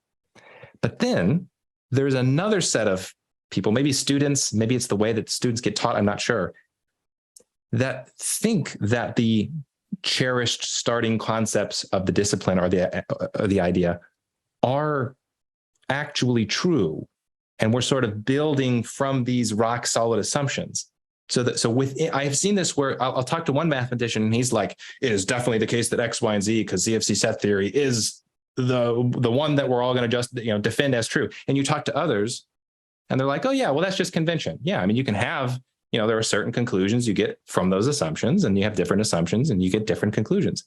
So, and I don't yet quite understand how this is getting lost in translation. And it seems to be a big problem, because I've also noticed the people who write most passionately and try to harm other people's reputations are those who are in the believer category, where they think they're being personally assaulted when their cherished ideas are being entertained as being false. Those seem to be the people that are in this middle ground between ideas and like the general public. They're like in the media sphere. And I don't know if you've seen that same pattern. Oh, 100%. Yeah. The foot soldiers are the true believers in ideas that are imprecise at best. I was going to say, though, that I think all of this is a consequence of that diminishing returns piece that I was discussing with you, because of the way generations of academics happen, right? So if early evolutionary biologists came up with the idea that reproductive success was the core of fitness, and then they teach their students that, and their students are like, yeah, reproductive success, fitness, right? As if they're the same thing. And that works really great, because most of the time they're really closely correlated, right? So the point is, oh, this is fantastically productive. If we just assume that they're the same thing, papers galore. Right. And then the point is, for every puzzle where they're not the same thing, you're now a confused fool. You don't know what happened because you don't remember that your ancestors made that assumption. So you don't know how to unmake it. You don't even think it is an assumption. You think they're synonyms. That's exactly right. And so the problem is, the people who remember that they cheated are dead. Yes. Their students took it as gospel. And now we're like hunting around in the dark for something really obvious that the ancestor would have been like, oh yeah, that was just approximate. This is another thing I haven't written about yet, but this is right on, you're hitting the nail right on the head. It also seems to be, as bad as so many thinkers are, that sometimes the originators of useful concepts were perfectly aware of the limitations of their theory. Einstein was like this. He called his own theory potentially a castle in the sky. My favorite example is the inventor of imaginary numbers, the square root of -1. This was in like the 17th century or something. So he came up with this concept. It solves some math problems. And he used the term, this is a useful fiction. Like when you really sit down and think about the square root of -1, how does that? It doesn't make a lot of sense. But he said, listen, it's a useful fiction, incorporate it, and then you can solve some math problems. Over time now, we have developed a metaphysics about imaginary numbers and the complex plane and all of these concepts that are built on other concepts that aren't totally sorted out, that even the originator of those ideas would have known are not sorted out. Yeah. And I must tell you, I mean, nobody knows the flaws and the imprecisions in my work better than me, right? I'd be a fool to do the work and not have figured out where the places that I'm, if it's going to fail, it's going to fail there. Most likely, right? You would do that. But the point is, you can imagine how, that gets lost in conveying it, and that anybody who's like, oh, that's a great idea, doesn't realize, you should be a little cautious about that piece. That's spackle, That is a huge piece of the puzzle. That idea of the subtlety being totally lost on future generations, and then the tentative ideas becoming dogma, that happens everywhere. And I keep coming back to mathematics. That's one of my pet subjects I've been researching of late. Mathematics is shot throughout with conventions. And somebody made a decision somewhere. It's okay, we'll just do it this way. I'm not exactly sure, but look, we get to a good, just get in the car and we're going to arrive at the destination and stop asking questions. And then those conventions turn into laws of the universe. And it's like, if you have a secondary, if you think, okay, well, what exactly does this concept mean? They go, what are you talking about? You can't do this. You're talking about essential, ideas in mathematics. This is not the thing you apply critical thinking and skepticism to. Right. Which then creates the following dynamic. And I know you're going to have to go. Maybe we pick this conversation up sooner rather than later. But a stuck field is very easy to beat, right? It's not hard to outthink a field that's talking itself in circles. However, when you do that, it is not interested in hearing about it. And in fact, it treats you like you're an absolute crank, right? Yep. And there's nothing you can do to beat this. So this is one thing I tell students when they now ask me, I'm really interested in biology. What should I do? And it's like, look, you got to decide whether you want to succeed in that field or you really like the subject matter. Right. If you really like the subject matter, it's a great era because the field isn't making any progress. Right. You can pick your puzzle. You can have way more than your share. Right. But don't expect anybody to listen to you. That's my favorite mathematician who I think is doing incredibly important work. His name is Norman Weilberger. And he's a Canadian, but he was teaching in Australia for most of his career, and he just retired. And he's putting his ideas online, and he talks about this all the time, where he'll get people writing in saying, oh, I'm really interested in your approach to math. This makes a lot more sense. And he says, listen, go at it, but maybe as an amateur, maybe just resign yourself to doing math as an amateur. And you're probably not going to get the prestige if you're not willing to play the game that the professionals are playing. Yeah, it's actually, I can't remember whether we had started the podcast or not, but it's one of the reasons I'm so fascinated by your lack of the usual pedigree for talking about the things that you're talking about. You're obviously extremely clear-headed and insightful and creative. And it does not, as somebody who has seen the dysfunction and has watched it spread and has now seen it in a couple different fields on several different topics, the idea that somebody that yes, you have to be smart and insightful and creative to do it, but you're going to have just a gargantuan helping of independence in order to see past the nonsense. That's a whole nother can of worms. The influence of the relationship between psychological features and ideas is a fascinating one. And I'm seeing more and more, it is almost as if academia is a selection mechanism for psychological traits that has very, very little correlation between high quality ideas, or I should say it has an inverse correlation with independent ideas, because they seem, and maybe it's because they're, psychologically, they're malnourished. I don't exactly know what's going on, but. Well, let's put it this way. I think you're being delicate, and academia selects for cowardice. Yeah. It absolutely selects for cowardice. And tenure is supposed to correct for that, but it's too late in the process too. And this not only accounts for the unwillingness of people to call out the obvious nonsense in their own fields, but it also accounts for the vulnerability of those fields to invasion by woke nonsense.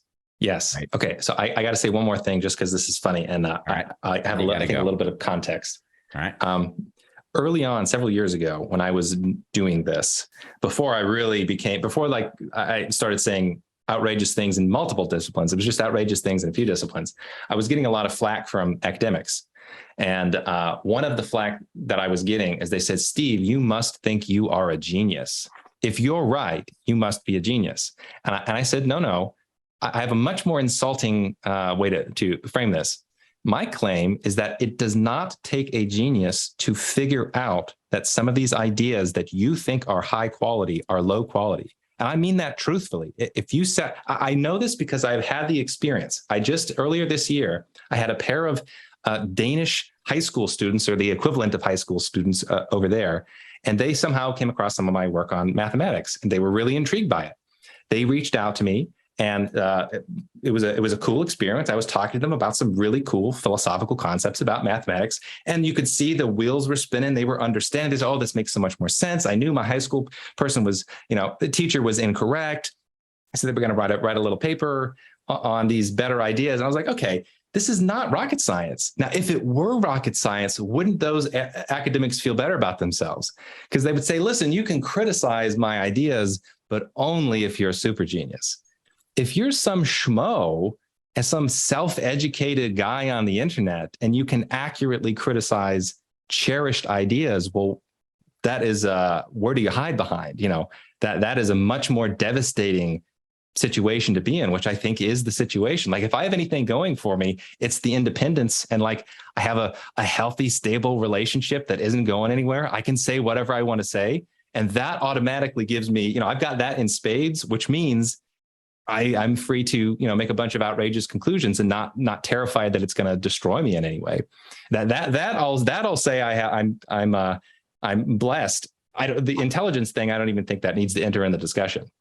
Well, I used to have my own formulation on this. I used to tell students that mental horsepower is way overrated. If you have less mental horsepower, it will take you longer to solve the problem. Yes. Still solve the problem, and you probably have enough time.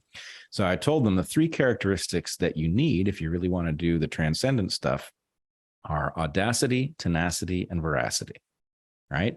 You have to care a lot about what's true. You have to be willing to say things that will get you in a huge amount of trouble. And you have to be willing to stick with the damn puzzles, right, until they're actually solved. But those three things are way more important than mental horsepower. And I would go farther with the analogy that just having horsepower and no understanding of what roads are, no understanding of traffic signals, just the ability to go fast is much more likely to result in you driving off a cliff and ending up in a ditch than it is you arriving at this particular destination, on the continent that you're on, which, in my opinion, is the case, intellectually speaking. If you only have intelligence going for you and you don't have, wisdom or judgment or philosophy, or you're not in the environment to learn how to utilize your mental horsepower, I think you're ending up much farther away from the truth than somebody who has, less intelligence is thinking much slower, has even just dogmatically believed what their parents told them, that person is still going to be closer to truth, I think, than somebody with a horsepower going in the wrong direction. Oh, totally. No, it's like, at the core of an engine are explosions. But if you think, oh, I know what I need explosions. No, you really might want to start with a cylinder and a piston and,